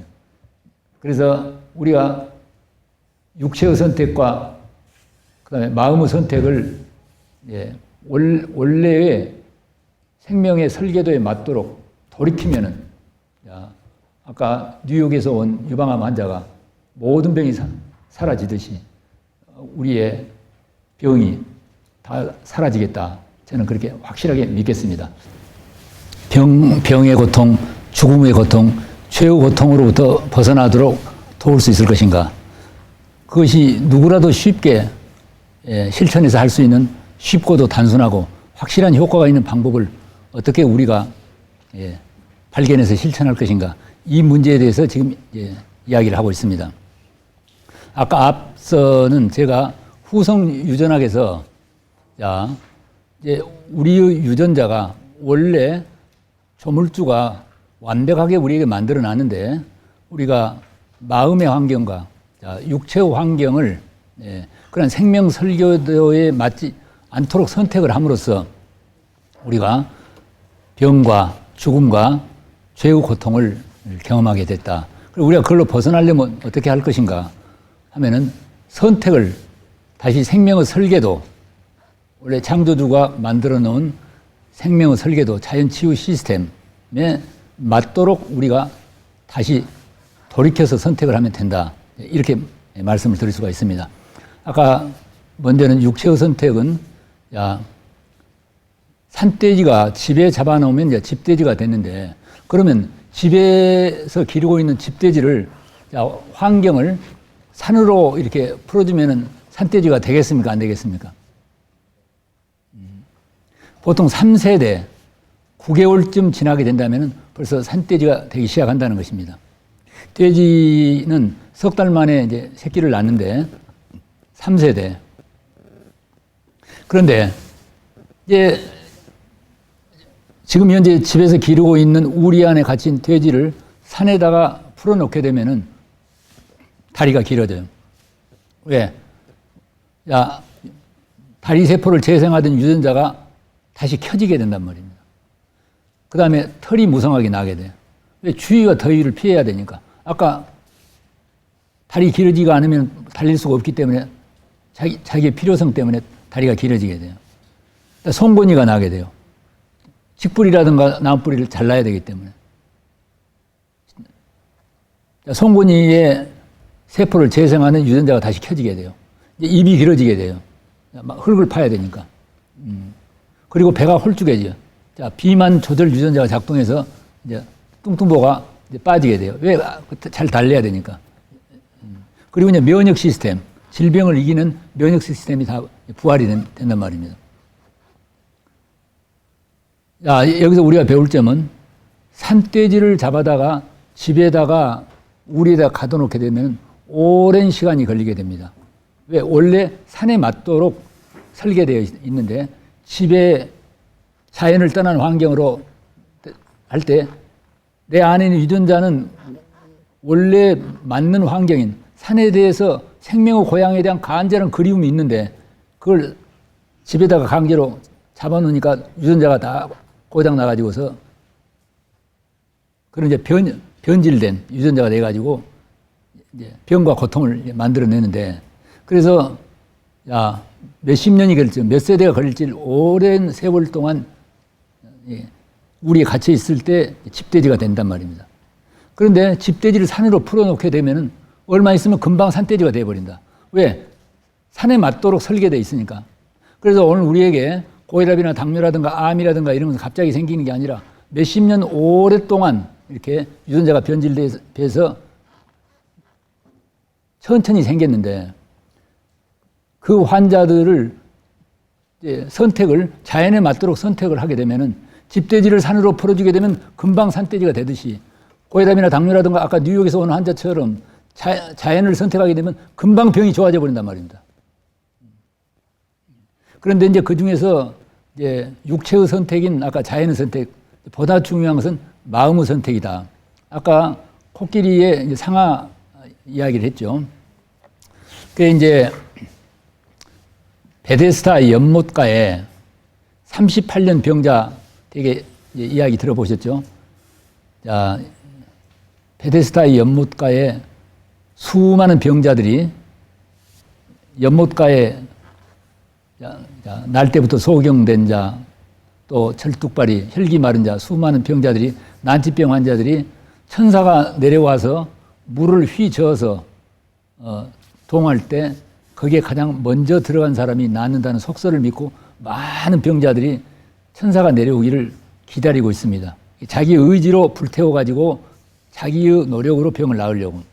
근데 한쪽에 38년 병자가 38년 동안이나 병을 낫지 못하고 병석에 누워있는 사람이 자리에 누워있는데 그 자리에 생명의 빛이 성경에 나온 이야기인데 이제 그리스도가 왔습니다. 그 이야기가 이제 오늘날 우리 이야기하고 똑같습니다. 자. 그래서 이제 병이 오래된 걸 보고 이 연못가에 있는 병자들에게 간 게 아니라 38년 병자에게 가서 네가 낫고자 하느냐. 예, 그렇지만 나를 물에다 넣어줄 사람이 없나이다. 내가 가기 전에 다른 사람이 먼저 들어갑니다. 자리를 들고 일어나 걸어가라. 그래서 자리를 들고 일어나 걸어가는 이야기가 나오는데 그게 오늘날 나하고 무슨 상관이 있고 오늘 우리 병자들하고 무슨 상관이냐면 정확하게 우리하고 상관이 있는 오늘 우리에 대한 이야기입니다. 그게 제가 본 바로는. 자, 오늘날 많은 병자들이 병을 다 낫고 싶어 합니다. 자, 자기의 노력으로, 자기의 결심으로, 그리고 자기의 방식으로 병을 나으려고 애를 써요. 약도 먹고 수술도 하고 이렇게 하죠. 뭐 그게 꼭 잘못됐다는 게 아니라. 예. 이제 그 병이 잘 나으면 되는데 여기 이쪽 연못가에 있는 병자들은 병이 잘 나았지를 않아요. 왜 그러느냐? 이 말은 뭐냐면은 자, 생명의 빛을 등지고 있어요. 이렇게. 예. 그리고 뭘 보느냐면은 자, 천사가 내려오길. 천사라고 하는 것은 오늘 그 세상에 예, 그 효과 없는 이제 의술과 같은 걸 말하는 거예요. 이렇게. 근데 조물주는 절대로 이렇게 일을 안 합니다. 우리가 애를 많이 써가지고서 우리의 노력으로 병을 고치도록 그렇게 하는 게 아니라, 야, 이들은 생명의 빛을 등지고 있어. 이제 이 말은 이제 무슨 뜻이냐면은 우리가 태양이 우리를 중심으로 해서 우리 지구가 이렇게 돌아가면서 자전을 하는데 원래는 어떻습니까? 태양의 빛만 존재합니다. 어둠은 없어요.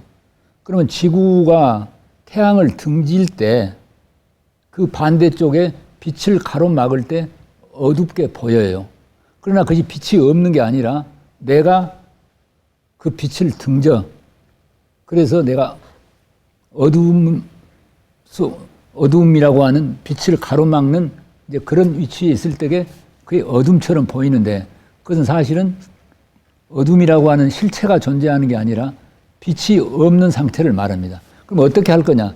다시 등진 걸 돌이켜서 빛을 향하고 그 빛을 받아들이면은 어둠이 없어진단 말입니다. 병도 이와 똑같다고 생각합니다. 우리가 생명의 빛을 등져, 육체도 등지고 마음도 등져서 어둠처럼 느껴지는데 사실은 그 어둠은 실체가 있는 게 아니란 말입니다. 정확하게 말하면 우리 병이라고 하는 게 실체가 있는 게 아니다. 다만 생명의 설계도 생명의 빛에 우리가 등을 돌리고 그걸 생명의 빛을 가로막았을 뿐이다. 그럼 어떻게 할 거냐? 생명의 빛을 향해서 돌이켜서 생명의 빛을 받아들이면 된다. 이게 이제 우리 의학의 철학에도 논쟁이 많습니다. 독일의 유명한 철학자 가다머가 의학 철학에 유명한데 그분도 제가 이야기하는 그런 관점하고 이야기를 합니다. 그래서 이제 우리가 꼭 실체처럼 있는 병이라든가 죽음이라든가 죄라고 하는 것은 생명의 빛을 등져서 빛이 들어오지 못하고 가로막고 있는 그런 상태이지 실제로 죄나 병과 죽음이 실제로 있는 게 아니다. 그럼 어떻게 이게 사라지게 할 거냐? 빛 쪽으로 돌이켜서 빛을 향해서 그 생명을 받아들이게 되면은 즉시 어둠이 사라지는 것 같이 우리의 병과 죽음과 죄도 사라진다. 이렇게 이야기할 수가 있겠습니다. 그래서 원래 우리 조물주가 만드는 우리 생명의 설계도인 유전자는 정말 병도 없고 죽음도 없고 죄도 없는 상태로 만들어 놨는데 다만 우리가 한때 선택을 잘 못해가지고 육체의 선택과 마음의 선택을 잘 못해서 다만 그 설계도에 어긋나는 빛을 등지고 그걸 가로막고 있을 뿐이다. 저에게 그 2016년도 겨울에 50대 여성이 자가 면역 이렇게 질환으로 찾아왔는데 그분은 어느 그 자가 면역 질환이 루푸스라든가 류마티스 관절염이라든가 수많은 자가 면역 질환이 있었는데 그분이 이제 한 10년 가까이 이제 계속 약을 먹는데 우리 병원에 왔는데 걷지를 못해요. 그래 이제 아들하고 같이 왔는데 소파에 이렇게 누워서 눈도 잘 못 뜨고 있어요. 제 보기에 죽음의 그림자가 가득 있어요. 제 마음에 아이고 이런 환자가 찾아와서 제가 무슨 재주로 치료를 할 수 있겠습니까? 이런 분이 왔고 너무 부담스럽다라고 이제 이야기를 하고 있는데 저는 이제 그 마음을 지금 현재 믿고 있는 바는 나는 자가 면역 질환이 있고 난치병이고 아마 죽을지도 모른다라고 하는 생각에 지금 붙들려 있는데 그걸 어떻게 그 어둠을 우리가 없애는 게 아니라 어떻게 빛을 쪽으로 이렇게 돌이켜서 빛이 들어오게 하고 받아들이게 할 것인가. 그 이제 치료라는 걸 제가 알고 있기 때문에 돌이키는데 제 재주로는 그것이 잘 안 되죠. 그러니까 아까 연못가의 병자들은 병을 못 고치는데 38년 병자는 즉시 자리를 들고 일어나 걸어간다. 이 말은 뭐냐면은 일어나 걸어가라. 너는 병을 고쳐놨으니까 일어나 걸어가라고 하는 말이 그대로 그 빛을 향해서 받아들이게 되면은 즉시 어둠이 사라진다.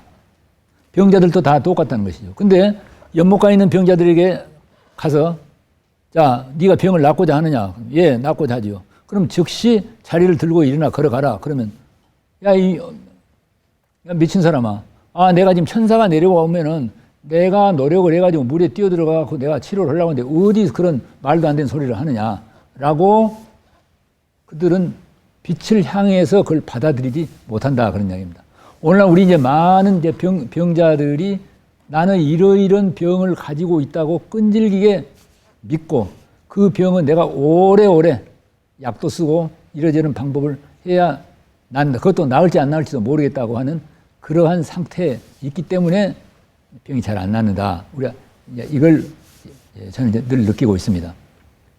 그래서 어떤 중환자라고 하더라도 중요한 것은 자, 나는 이미 병을 다 나음을 입었다. 온전케 되었다.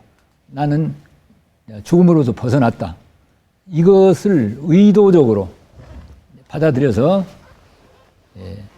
내가 믿을 때 원래 내 안에 있는 유전자는 그러한 신념에 부합되도록 되어 있기 때문에 집돼지를 산으로 풀어주게 되면 즉시 유전자가 켜지듯이 마음의 유전자도 그렇게 할 때 즉시 켜져서 놀라운 치유가 일어난다.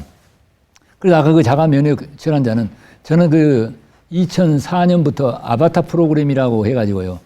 그 해리 팔머라고 하는 미국의 교육 심리학자가 개발한 이제 프로그램을 이제 오랫동안 이제 우리 환자 치료에도 응용을 했는데 내용의 요지가 뭐냐면은 핵심이 우리는 무엇이든지 믿을 수가 있다.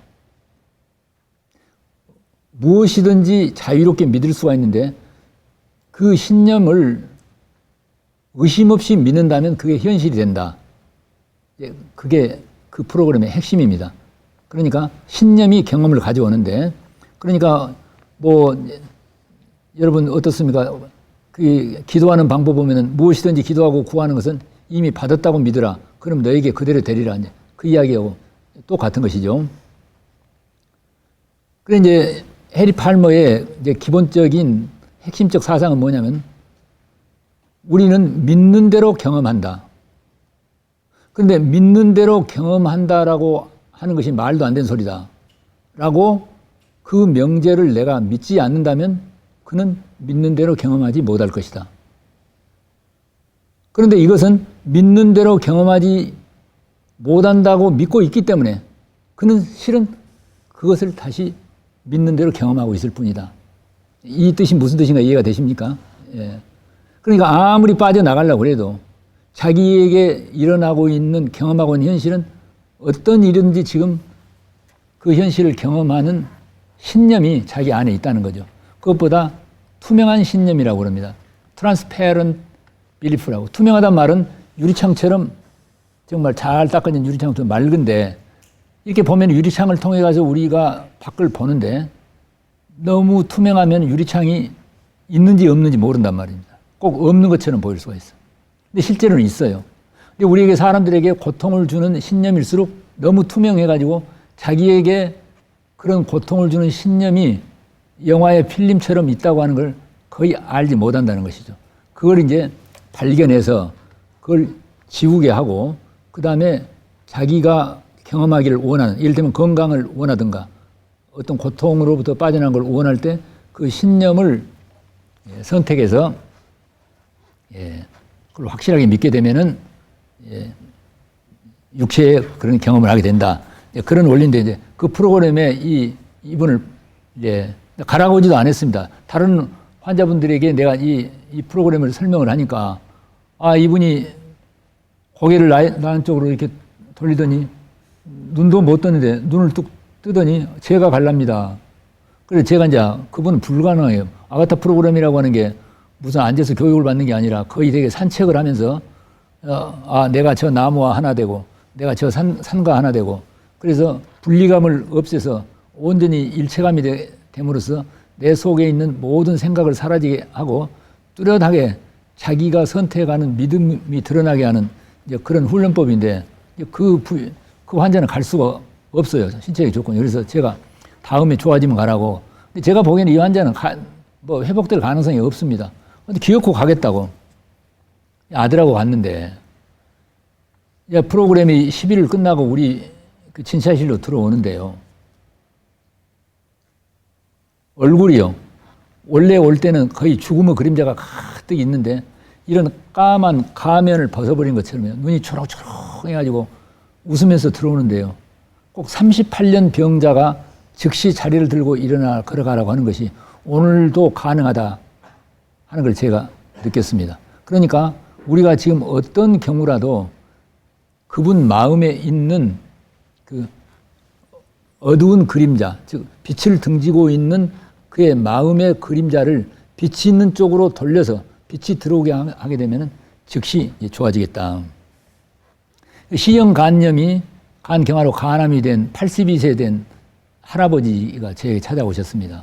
이분은 어느 암센터에서 어떤 치료도 불가능하다. 아마 3개월은 절대 못 넘기고 한 달쯤 있으면은 사망할 가능성이 있으니까 호스피스를 가라. 그런 환자가 저에게 찾아왔습니다. 그분이 한 5년 전에 오셨는데, 제가 무슨 재주로 치료하겠습니까? C형 간염은 B형 간염보다도 더 예후가 좀 좋지 않다고 알려져 있잖아요. 그런데 이분도 똑같습니다. 이분은 이 기독교인인데, 이제 본인에게 이분은 이제 아바타 프로그램을 보낸 거 아니고 본인에게 어떤 선택을 하느냐, 뭘 원하냐, 그럼 낫기를 원한다. 그럼 나으려는 것과 관련된 내용이 다 이사야서란 데 보면은 그가 채찍에 맞음으로 나음을 입었도다 이런 말씀이 있답니다. 그러면은 그걸 메모지에 쓰고 그 다음에 영원히 온전케 되었다. 그 다음에 영생을 이분은 지금 가족들이 죽을까봐 지금 벌벌 떨고 왔는데 이미 죽음이 없이 영생을 얻었다. 그래서 기쁘고 감사하다. 이걸 메모지에 써서 계속 입으로 시인을 하고 화장실에 거울에도 붙여놓고 핸드폰에도 붙여놓고 침대 옆에도 붙여놓고 계속 그것을 반복해서 이게 말의 힘이 우리 힐링 워드스라고 하는 미국의 유명한 내과사 라리 도시가 쓴 혹시 책 보셨을까요? 치유의 언어라고 하는 라리 도시의 힐링 워드스라고 하는 책이 미국의 NIH 국립보건연구원에서 마인드 바디 메디신 심신의학의 연구비를 많이 주게 만드는 하나의 계기가 된 그러한 그 책인데요. 라리 도시의 힐링 워드스라는 데 보면 우리가 말을 어떻게 할 거냐, 말의 힘이 얼마나 강한가에 대해서 많은 연구가 있습니다. 어려운 환자들이 예를 들면 암 환자나 이런 분들이요, 이제 병원에 올 때, 중환 환자들이 올 때 보호자들이 많이 따라옵니다. 어떤 경우에는 귀 한 번이 오면 막 10명 이상씩 와요. 다는 아니지만 이런 분들이 예후가 대체적으로 좋지가 못해요. 왜 그러느냐 하면은 제가 보는 바는 계속 부정적인 말을 많이 합니다.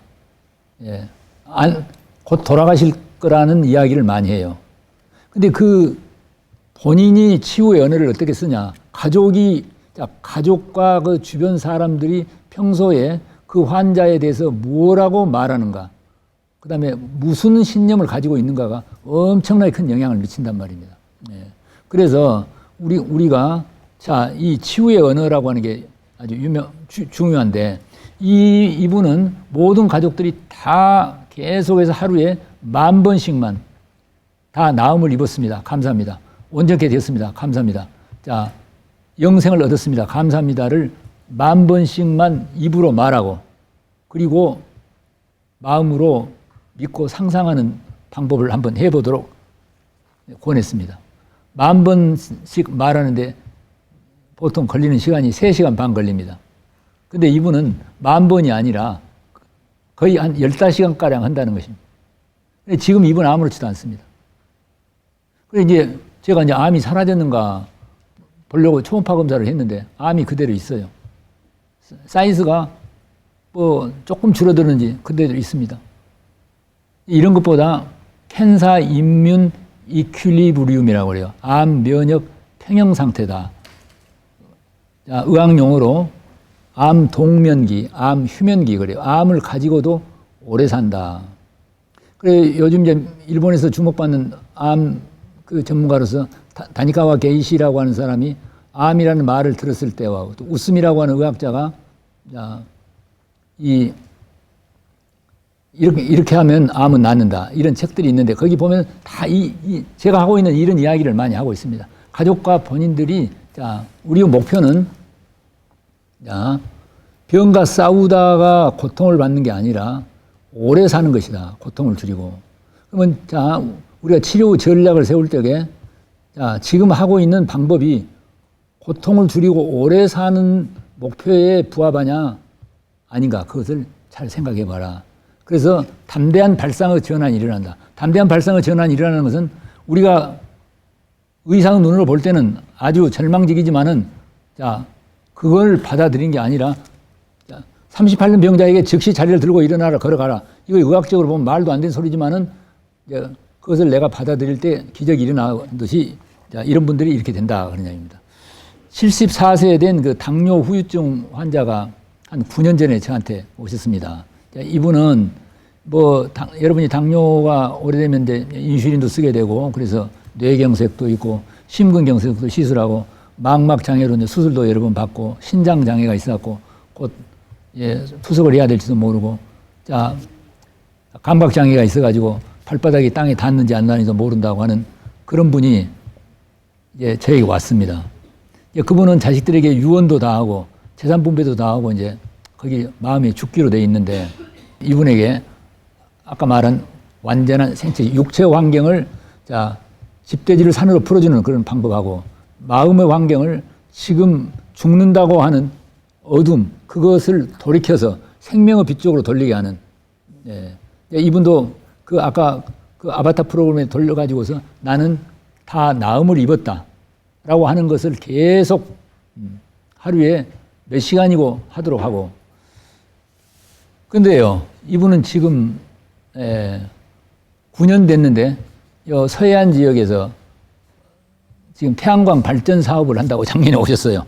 83세 됐는데 뉴저지에 사는 그 할머니가요 75세 된 췌장암 환자가 2002년도에 그러니까 20년 전에 저에게 오셨는데 이와 같은 똑같은 방법 그분은 잘 걷지도 못합니다. 그런데 자 벽에다가 나는 나인 것이 행복하다. 그리고 나는 이미 다 나음을 입었다. 그래 나는 온전케 되었다라고 하는 것을 벽에 써서 우리가 이제 아바타 프로그램에 가면 그런 훈련법이 있는데 그걸 계속 이제 애우는 방법을 했는데 제가 이제 그 환자가 미국의 뉴저지에서 올 때 무슨 병을 치료하려고 온 게 아니라 마음의 한이라도 풀겠다고 그 딸이 모시고서 왔는데 제가 보기엔 뭐 그 프로그램을 하더라도 그분은 말기 환자이기 때문에 곧 사망하겠다. 그런데 한 2달쯤 지나고 추석쯤 됐는데요. 떡을 드시고 책기가 있다고 찾아오셨는데 아주 많이 좋아졌어요. 어떻게 일시적으로 이렇게 좋아질 수도 있구나. 그러나 말기 췌장암인데 곧 돌아가시겠다. 했는데 한 3년쯤 후에요. 뉴저지에서 전화가 왔어요. 이 할머니한테서. 그래 제가 마음으로 이상했습니다. 이 할머니는 진작 돌아가셨는데 유령이 절하는 것도 아니고 제가 그 무렵에 무슨 책을 하나 썼는데 뉴욕이나 뉴저지에 있는 한인 서점에서 그게 이제 판매가 되고 있었는 모양입니다. 그분이 그 책을 보고 저자가 나이니까 깜짝 반가워하고 전화를 했습니다. 그래서 제가 그때 그 병은 어떻게 됐습니까? 그러니까 다 좋아졌다는 것입니다. 어떻게 했느냐? 그러니까 아까 집돼지가 산으로 풀어주는 방법 어떻습니까? 계속 섬유소를 많이 먹고 날마다 햇빛을 쬐고 땅을 밟고 걷고 그리고 세상 만물이 다 보기에 좋다라고 하고 그리고 나는 병이 다 나음을 입었고 온전하게 되었다라고 생명의 빛 쪽으로 돌이키는 방법을 그리고 그분이 89세까지 살았습니다. 이제 천수를 다 했죠. 이런 걸 보면서 결국은 우리가 우리의 육체의 환경을 자연으로 돌리는 것도 중요하지만 보다 중요한 것은 마음의 환경을 어떻게 생명의 설계도에 맞도록 돌이켜서 그 유전자가 원래대로 작동하게 할 것인가. 아까 그 뉴욕에서 온 유방암 환자를 앞 시간에 말씀드렸습니다만 이제 미국의 동부에 사는 유방암 환자가 한 3년 전에 50대 여성이 왔습니다. 그분은 유방암이 겨드랑이까지 퍼져 있어가지고 수술하기도 어렵고, 그래서 남편하고 같이 왔는데, 똑같이 이제 두 분을 이제 아바타 프로그램에 보냈습니다. 그래, 이제 이분은 투명한 신념이 뭐냐면은 남편이 아주 강압적인 사람이어가지고 숨 막혀 죽겠다. 기가 막혀서 못 살겠다. 어떨 때는 죽어버리고 싶다. 이러한 자기의 신념이 유방암을 만들어냈다고 하는 걸 정확하게 본인이 자각을 했습니다. 그래서 이제 어떻게 했습니까?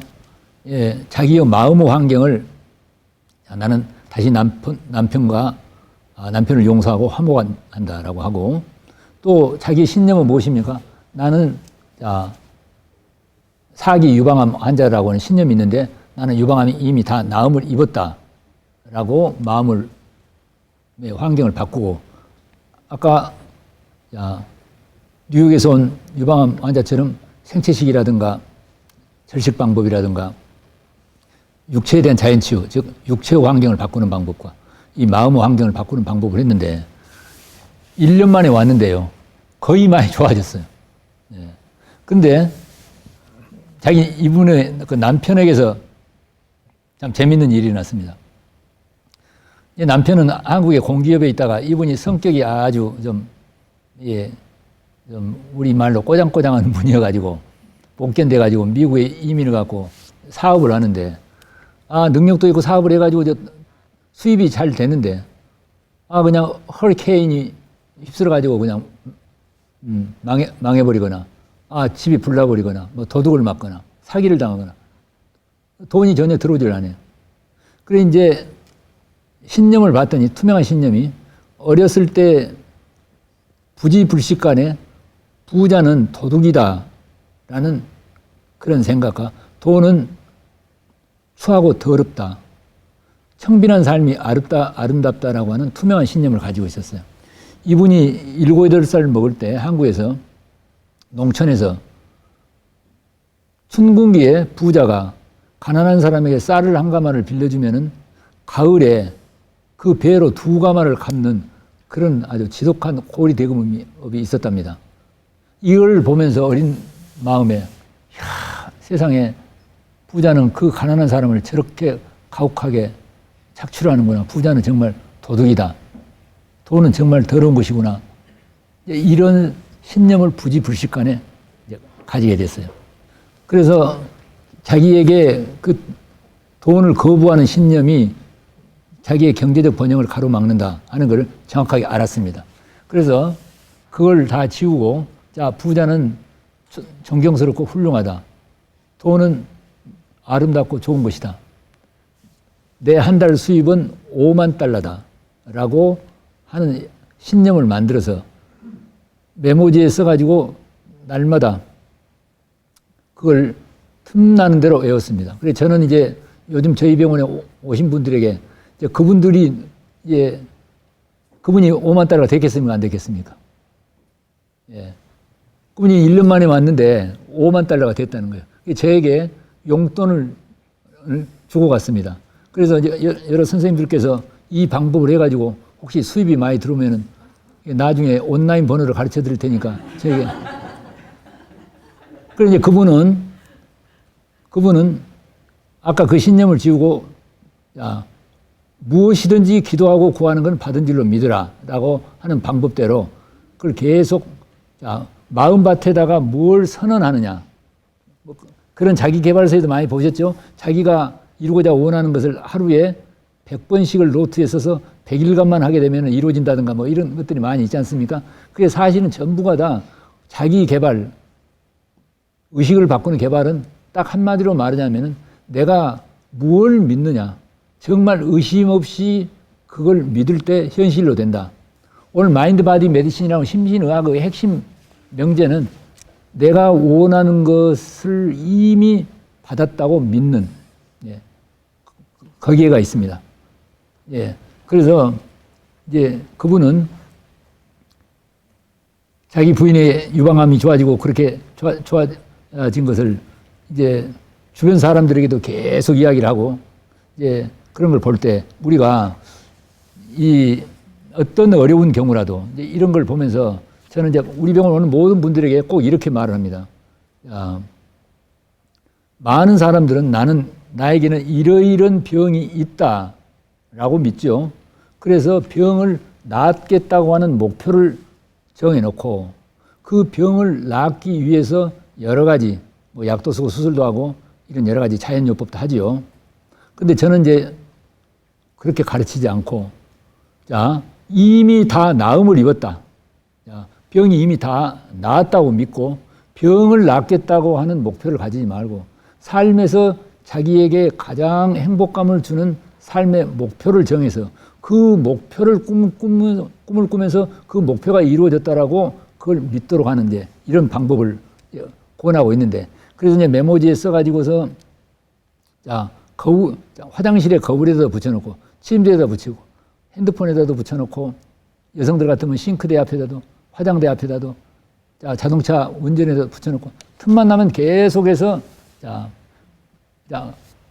병이나 죽음이나 죄에 대한 어떤 생각이나 믿음을 갖지 않고 자, 생명의 빛 쪽으로 돌이키는, 원래의 생명의 설계도와 유전자에 맞는 쪽으로 돌리는 걸 계속 입으로 시인을 하고 마음으로 믿을 때 그것이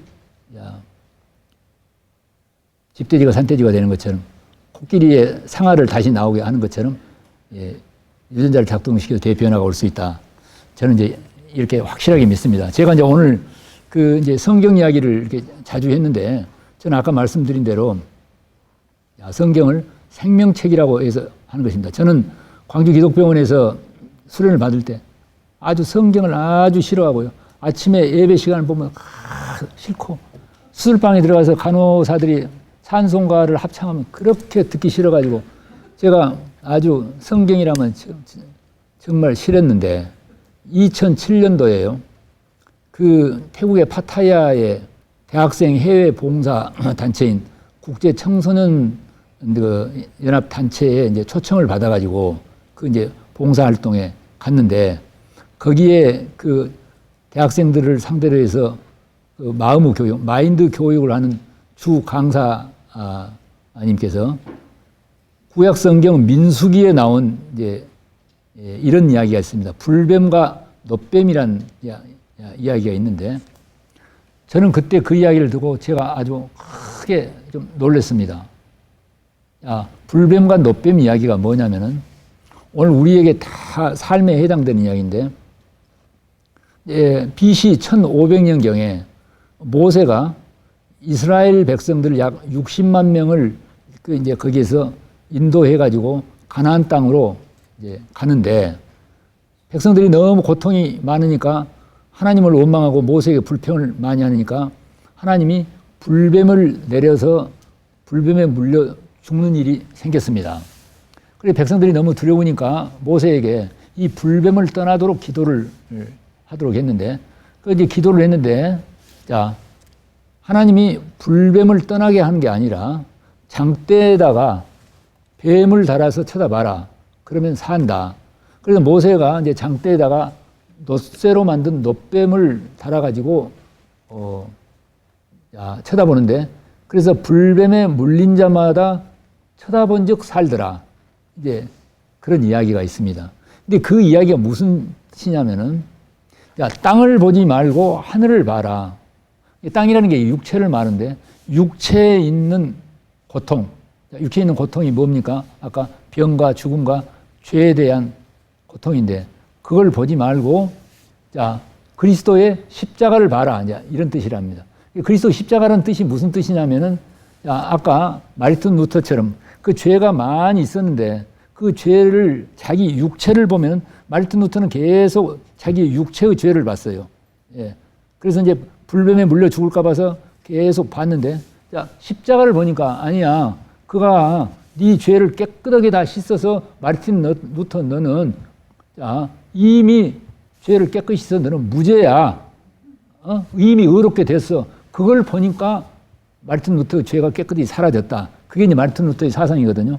자, 나를 보면은 이제 병이 있어요. 막 고혈압도 있고 당뇨도 있고 있는데, 자, 십자가를 보면 아니야. 너 다 나음을 입게. 너는 원래 병이 없어. 네가 잠깐 빛을 등 돌린 것 뿐이야. 너는 병이 이미 다 나았어. 아까 우리 병원에 온 분들에게 병이 다 나았다고 믿으니까 병이 사라진 것처럼. 그 다음에 내 육체를 보면은 죽음이 있습니다. 그런데 십자가를 보면 아니야. 너는 죽음이 없어. 네 대신에 내가 죽어서 너는 영생을 얻었어. 죽음이 없어. 이걸 봐라. 그런 이야기입니다.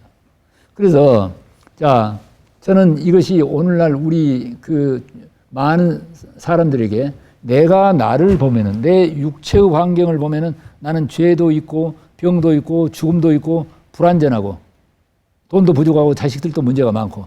그런데, 자, 하늘을 보면은, 자, 원래의 조물주가 만들어 놓은 생명의 설계대를 보면 나는 죄도 없고 병도 없고 죽음도 없고 다 완전하다. 그래서 내가 선택을, 육체의 땅을 보는 선택을 할 거냐, 자, 죄와 병과 죽음과 불완전이 없는 완전함을 볼 거냐, 이걸 옵션이다, 선택한다, 그런 얘기입니다. 오늘 제가 말씀드리려고 하는 게 병을 선택할까 건강을 선택할까 하는 문제야. 죽음을 선택할까 생명을 선택할까, 죄를 선택할까 죄를 깨끗이 씻은 의인됨을 선택할까 하는 것이, 여기서 내가 어느 걸 선택하, 어디를 내가 볼 거냐, 이것이다, 그런 이야기입니다. 저는 호기심이 있어가지고 메가더 장군의 전기를 아마존에다가 이렇게 구해가지고 읽어봤는데요. 메가더 장군 아시죠?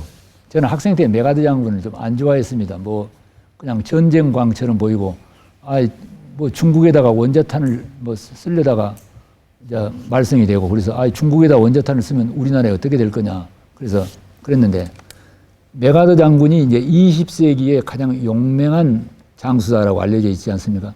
메가더는 1차 세계대전에서는 독일군과 싸우고 2차 대전은 일본과 싸우고 한국전쟁에도 왔죠. 메가더 장군은 전쟁에 나갈 때요, 아무리 총알이 비오도 쏟아지고 포탄이 날라오고 폭격기에서 포탄이 떨어져도 조금도 동요를 하거나 도망가지를 안 해요. 다른 사람들은 다 혼비백산에 도망가는데, 메가더 전기에 보면은 독일군이 모두 한꺼번에 달려들어도 나는 죽일 수 없다, 그렇게 큰 소리 치고 그렇게 믿고 있었어요. 메가더는 절대로 철모를 안 써요. 전쟁에 나갈 때 철모는 총알을 안 맞으려고 쓰는데, 메가더 장군은 그냥 그 천으로 된 모자를 쓰고, 그리고 메가더 장군은 중무장을 안 해요. 잘해야 권총을 가지고 있거나 지휘봉만 가지고 있어요. 메가더 장군은 자기 엄마가 준 멋진 마플러를 두르고 전쟁에 나고 옷을 잘 다려입고 가요. 이게 어떻게 되느냐? 그가 이제 육군사관의 웨스트포인트 다닐 때 메가더의 어머니가 메가더에게, 자, 성경에 이런 이야기가 있답니다. 자, 나사로라고 하는 젊은이가 죽어서 무덤에 묻혔는데, 그 자리에 이제 예수가 와서 뭐라고 말하냐면, 다 죽었다고 믿고 있는데, 그 누이 동생들에게 나는 부활이요 생명이니 나를 믿는 자는 죽어도 살겠고 살아서 믿는 자는 영원히 죽지 아니하리니 네가 그걸 믿느냐, 이런 대목이 나오는데, 메가더 엄마가 메가더에게 날마다 틈만 나면은 나는 그 말을 계속해서 입으로 선언하고 마음으로 믿도록 그렇게 가르쳤습니다. 그래서 나는 영원히 죽지 않는다고 하는 것이 확실하게 믿어져 버렸어요. 그래서 어떤 경우에도 나는 죽지 않는다. 그래서 그 메가더가 나중에 군대 은퇴할 때 상하 양원 합동회의에서 노병은 죽지 않는다, 사라질 뿐이다라고 하는 그런 이야기를 했죠. 그게 이제 그 연원회가 있습니다. 그러니까 우리가 이 죽음에 대한 문제에 있어서도 과연 우리가 이 육체가 죽으면 내가 죽을 거냐, 이 죽음에 대한 이제 많은 이렇게 이제 논쟁이 있습니다. 요즘 이제 죽음학이라고 하는 강의도 있죠. 미국의 이제 에일 대학교에 쉘리 케이건이라고 하는 교수가요, 죽음학, 데스, 죽음이라고 하는 것이 무엇이냐고 하는 죽음학 강의를 올해 17년째 하고 있는데, 세계적으로 유명한 명강의입니다. 근데 닥터 셀리의 죽음학 강의를 보면은, 죽음이란 전통적으로 육체와 영혼이 결합되어 있는 상태가 살아있는 건데 이게 분리돼서 자, 육체는 흙으로 돌아가고 영혼은 원래 오던 곳으로 돌아간다. 이게 분리된 것보다 죽음이라고 하는데 그래서 자, 셀리는 이 사람은 아주 개구쟁이여가지고 언제든지 강의를 하려면요. 닥터 셀리는 여기 위에 올라가서 앉아요. 교탁 위에 올라 앉아갖고 동양식 가부좌 자세로 저 같으면 여기 올라와서 앉아서 강의를 하는 거죠. 아주 유명한데 나는 영생은 싫다. 나는 그 태국 음식하고 초콜릿을 좋아하는데 계속 안 죽고 살아가지고 날마다 태국 음식하고 그 초콜릿을 계속 먹으면 얼마나 지루하냐. 이제 그런 우스갯소리도 합니다. 그러니까 그 셀리는 그 죽음이라고 하는 것은 육체가 오래 사는 것은 이제 그 영생이다. 이런 관점을 지지하는 사람이에요. 그런데 자, 육체는 흙으로 가더라도 내 생명은 영원히 죽지 않는다. 영혼의 불멸을 믿는 쪽하고 육체가 죽어버리면 죽음이다라고 믿는 이 양자의 신념의 차이가 있는데 옵션이다. 그건 여러분 몫이다. 이 강의는 그렇게 말하고 있습니다. 그런데 요즘 이제 죽음에 대한 것도 일본의 도쿄대학의 응급의학과의 야하기 교수라고 하는 사람이 쓴 사람은 죽지 않는다. 그런 책을 썼습니다. 최근에. 서울대학교 병원의 내과 의사의 정연채 교수라고 하는 분이 왜 죽음을 두려워할 필요가 있는가? 죽음은 존재하지 않는다. 이런 책을 최근에 썼죠. 그 다음에 이제 스위스 의사 중에 정신과 의사 우먼 닥터인데 엘리자베스 F. 로우스라고 하는 의사가 사후생, 죽음 다음에 그 생명에 대한 그런 책도 있습니다. 의사들도 요즘 웰빙, 웰다잉 이런 이야기가 많이 있죠. 그래서 우리가 결국은 그 죽음에 대해서도 이제 요즘은 많이 연구를 하고 있는데 그럼 과연 많은 사람들이 결국은 이제 죽음에 대한 공포를 가지고 있는데 그럼 죽음을 어떻게 해결할 것이냐에 대해서 이제 많은 이제 연구들이 있습니다. 이제 저는 아까 메가더와 같은 그러한 선택이 우리 환자들에게 도움이 되겠다 싶어서 나는 이미 영생을 얻었다라고 하는 쪽을 원한다면 선택 옵션인데 그러니까 땅을 보고서 내 육체를 보면 죽음이 있는데 하늘을 보면은 나는 죽음이 없다. 이 중에서 어떤 걸 선택할 것인가 본인이 옵션이란 말입니다. 근데 요즘은 이제 육체에 대한 문제도 죽음에 대해서도 지금 혹시 크라이오 바이오로지, 크라이오 메디신이라고 들어보셨을까요? 냉동 의학, 냉동 생물학. 지금 카나다나 미국에서는 이 사람 이제 환자가 사망하게 되면은 알루미늄 그 냉동 박스에다가 시체를 보관해 가지고 급냉동을 시켜 가지고 보관해 놓은 것들 혹시 기록해 보셨죠? 근데 뭐 하려고 하느냐 하면은 그 환자의 그 질병에 관계된 유전자를 치유하는 의술이 개발되면 다시 냉동을 풀어서 살리겠다는 겁니다. 실제로 지금 하고 있죠. 이것이 어떻게 해서 이게 발단이 됐느냐 하면 그게 이제 보관료가 시체 보관료가 우리 돈으로 한 4억 3천만 원 정도 됩니다. 그래서 여러 선생님들도 혹시 이제 관심 있으면 어쨌든 한 4억 3천만 원을 꼭 저축을 했다가 후에 자식들한테 이제 그걸 유언으로 하셔도 좋겠습니다. 근데 사실은 그게 이제 살아나면 얼마나 재미가 있을까. 근데 이제 이 냉동의학이 발달하게 된 것은요, 한 10여 년 전에 이란에서 어떤 젊은이가 마약을 하다가 체포되었고 사형에 처해진 일이 있었습니다. 그 이제 세계적으로 큰 사건이었는데, 그 이제 교수형에 처해져 가지고 의사가 사체 사망 확인을 해가지고 사체들은 보통 냉동 창고에다 넣어놓죠. 그래서 이제 냉동 보관하고 가족들에게 연락해서 시체를 인수해 가라. 가족들이 왔는데 서류가 미비돼 있어요.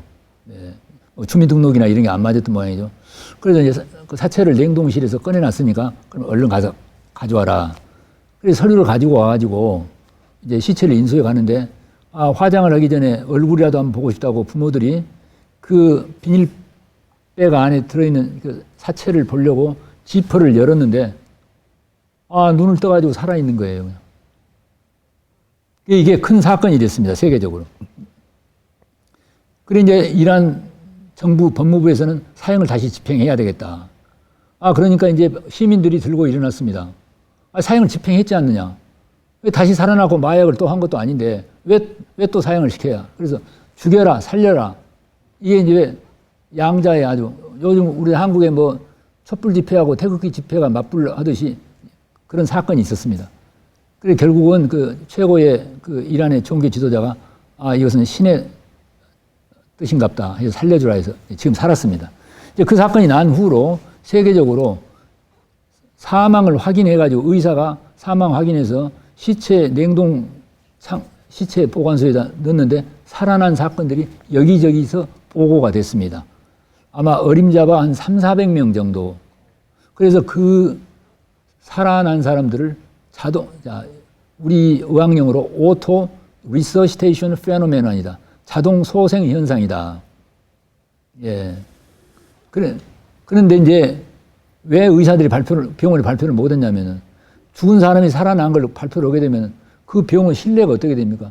누가 예를 모진해가지고 산 사람을 죽었다고 해가지고서 시체 창고에 넣은 것 아니냐. 이런 공격을 받을 수 있기 때문에 말을 못 했지만은 이것이 죽었다가 살아나는 일이 자연스럽게 있구나. 왜 어떻게 살아났냐. 그래서 이게 이제 카나다에서 4살 묵은 아기가 부모하고 같이 그 저녁에 잠을 잤는데 아침에 일어나 보니까요. 아기가 사라져버려서 안 보여요. 벽장을 뒤지고 화장실에 가도 아무리 뒤져도 없어. 눈이 많이 왔는데 마당 저쪽 한쪽에 이렇게 볼록하게 있는데 그 아기가 거기서 완전히 꽁꽁 얼어주고 있는 거예요. 몽유병이 있었는지. 그래 이제 병원에 데리고 가가지고 그 얼었던 걸 냉동을 풀었는데 살아나 버렸어요.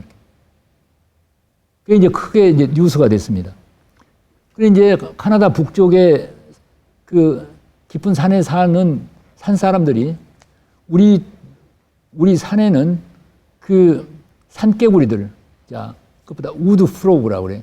숲속 개구리들이 거기는 보통 영하 30~40도까지 겨울에 되는데 겨울에 다 꽁꽁 얼어가지고 이렇게 얼음처럼 얼었는데 봄이 돼서 냉동이 풀으면 다 살아난다는 거예요. 이게 지금 말이 안 되는 이야기다. 서너 달 동안 꽁꽁 얼어갖고 죽었는데 어떻게 살아나냐.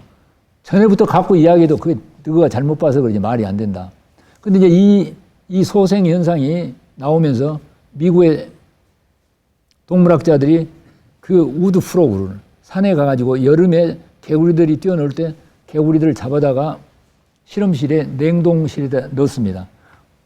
넣으니까 다 꽁꽁 얼어버렸죠. 100% 얼음덩어리 다 죽었습니다. 심장도 혈관도 다 얼었는데. 그래 이제 그걸 풀어놓으니까 어떻습니까? 냉동이 풀리니까 다 살아나 버려. 인터넷에서 볼 수가 있습니다. 어항에 물고기가 살아나는 것 혹시 들으셨을까요? 한국에 우리 이여령 교수 아실까요? 예, 문화부 장관도 하고.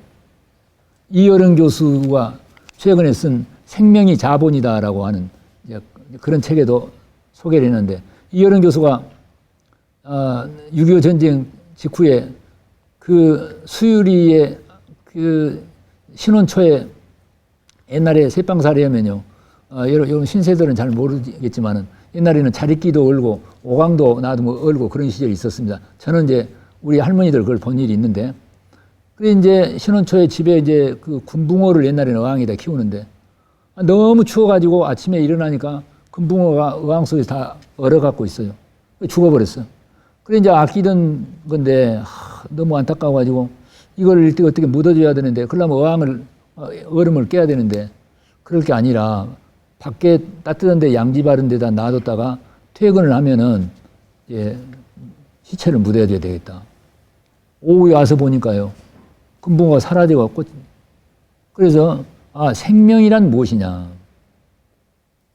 그러니까 우리가 이제 여기서 꼭 알아야 될 일은 무엇이 그들을 살리게 하느냐. 자, 생명이 들어온단 말입니다. 우리에게. 우리 이제 심장을 뛰는데, 자, 우리가 우심방 쪽에 동방결절이라고 그래서 SA 노드라고 하는 데서 오토매틱하게 컨트랙션, 박동이 일어나는데, 사실은 이것 가지고도 논쟁이 많습니다. 그것이 그냥 본능적으로 자동적으로 그렇게 돼 있다. 근데 어떻게 그걸 그렇게 하느냐? 그럼 밖에서 계속 생명이 들어오고 있다. 이렇게 이제 주장하는 의학자들도 있어요. 우리가 이제 핸드폰을 놔두면 전기가 방전되면 죽어버려요. 그러면은 핸드폰 주인이 전기를 넣어줘야 살아요, 이렇게. 예. 똑같이 우리 인체도 정말 생명 전기가 돌아가는데 그걸 내가 생명 전기를 넣을 수가 있냐? 핸드폰 지가 전기를 못 넣듯이 우리도 내가 생명 전기를 내 SA 노드에서 내가 박동을 내가 할 수가 있느냐? 내가 숨을 쉬고 그렇게 할 수가 있는가? 자, 생명이 들어와야 된다. 이런 내용이 요즘 죽음의학에서 이야기가 되고 있습니다. 자, 물고기가 물에 있으면 살아요. 물을 빼버리면 바로 죽어버려요. 물고기가 물에 있을 때 뭐가 들어옵니까? 생명이 들어와요, 이렇게. 예. 그럼 물고기는 생명이 들어온다는 걸 알까요? 예. 우리는 지금 사실은 생명의 바닷속에 있어요, 우리가. 예. 거기에 맞도록 유전자를 만들어 놨어요. 근데 물고기가 물속에 있는 걸 모르듯이 우리도 생명의 바닷속에 있는데 우리가 감지를 못하고 있을 수 있다. 자, 콩을 하나를 물에다가 넣어서 벽장 안에다가 넣어 놓으면은 썩어버리거나 자라면은 콩나물이 되는데 이 같은 콩을 땅에다가 떨어뜨려갖고 땅과 햇빛의 영향을 받으면 콩나무가 됩니다. 그러니까 생명이 콩의 안에, 신운 안에는 완벽한 유전자가 싹이 나가지고 줄기가 나고 가지가 나고 잎이 피고 꽃이 피고 열매가 맺을 수 있는 완벽한 유전자가 생명 시스템이 조물주가 만들어 놨는데 그게 땅과 햇빛을 접촉할 때 왜 그렇게 되느냐? 그걸 만들어내는 생명의 에너지가 있단 말입니다. 계란은 어떻습니까? 썩어버립니다. 그대로 놔두면 살았다고 할 수가 없어요. 계란이 살았냐 죽었냐하고 논쟁도 많이 있는데 살았냐 죽었냐를 가름하는 기준은 그게 부패하냐 부패하지 않느냐.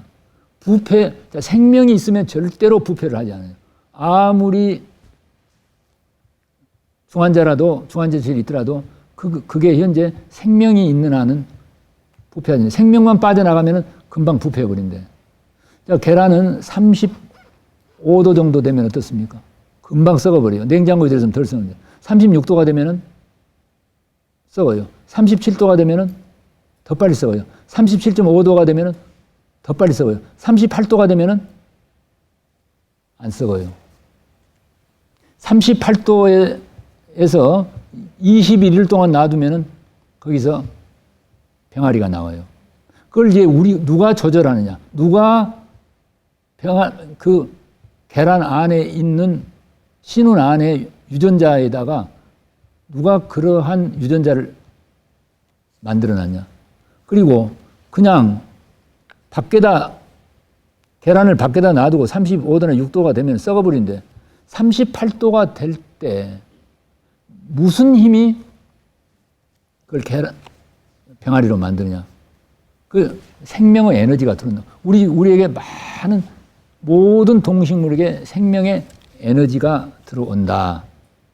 이게 이제 우리가 관심을 가져야 된 자연치유의학에서 관심을 가져야 될 이 우주 자연 안에 있는 생명의 시스템을 깊게 생각을 해보네요. 그래서 오늘 제가 서두에 말씀드린 대로 우리의 가지고 있는 인류의 가장 큰 고통은 병의 고통, 죽음의 고통, 그 다음에 죄의 고통인데 우리가 이것으로부터 벗어나게 하는 방법은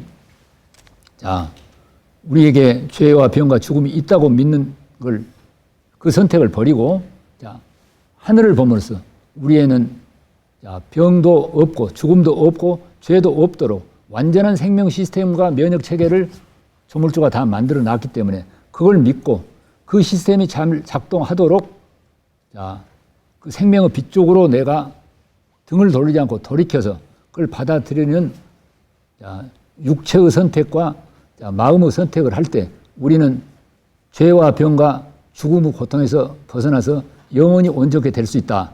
저는 그렇게 확실하게 믿고 있습니다. 오늘 제 말씀을 여기서 마치겠습니다.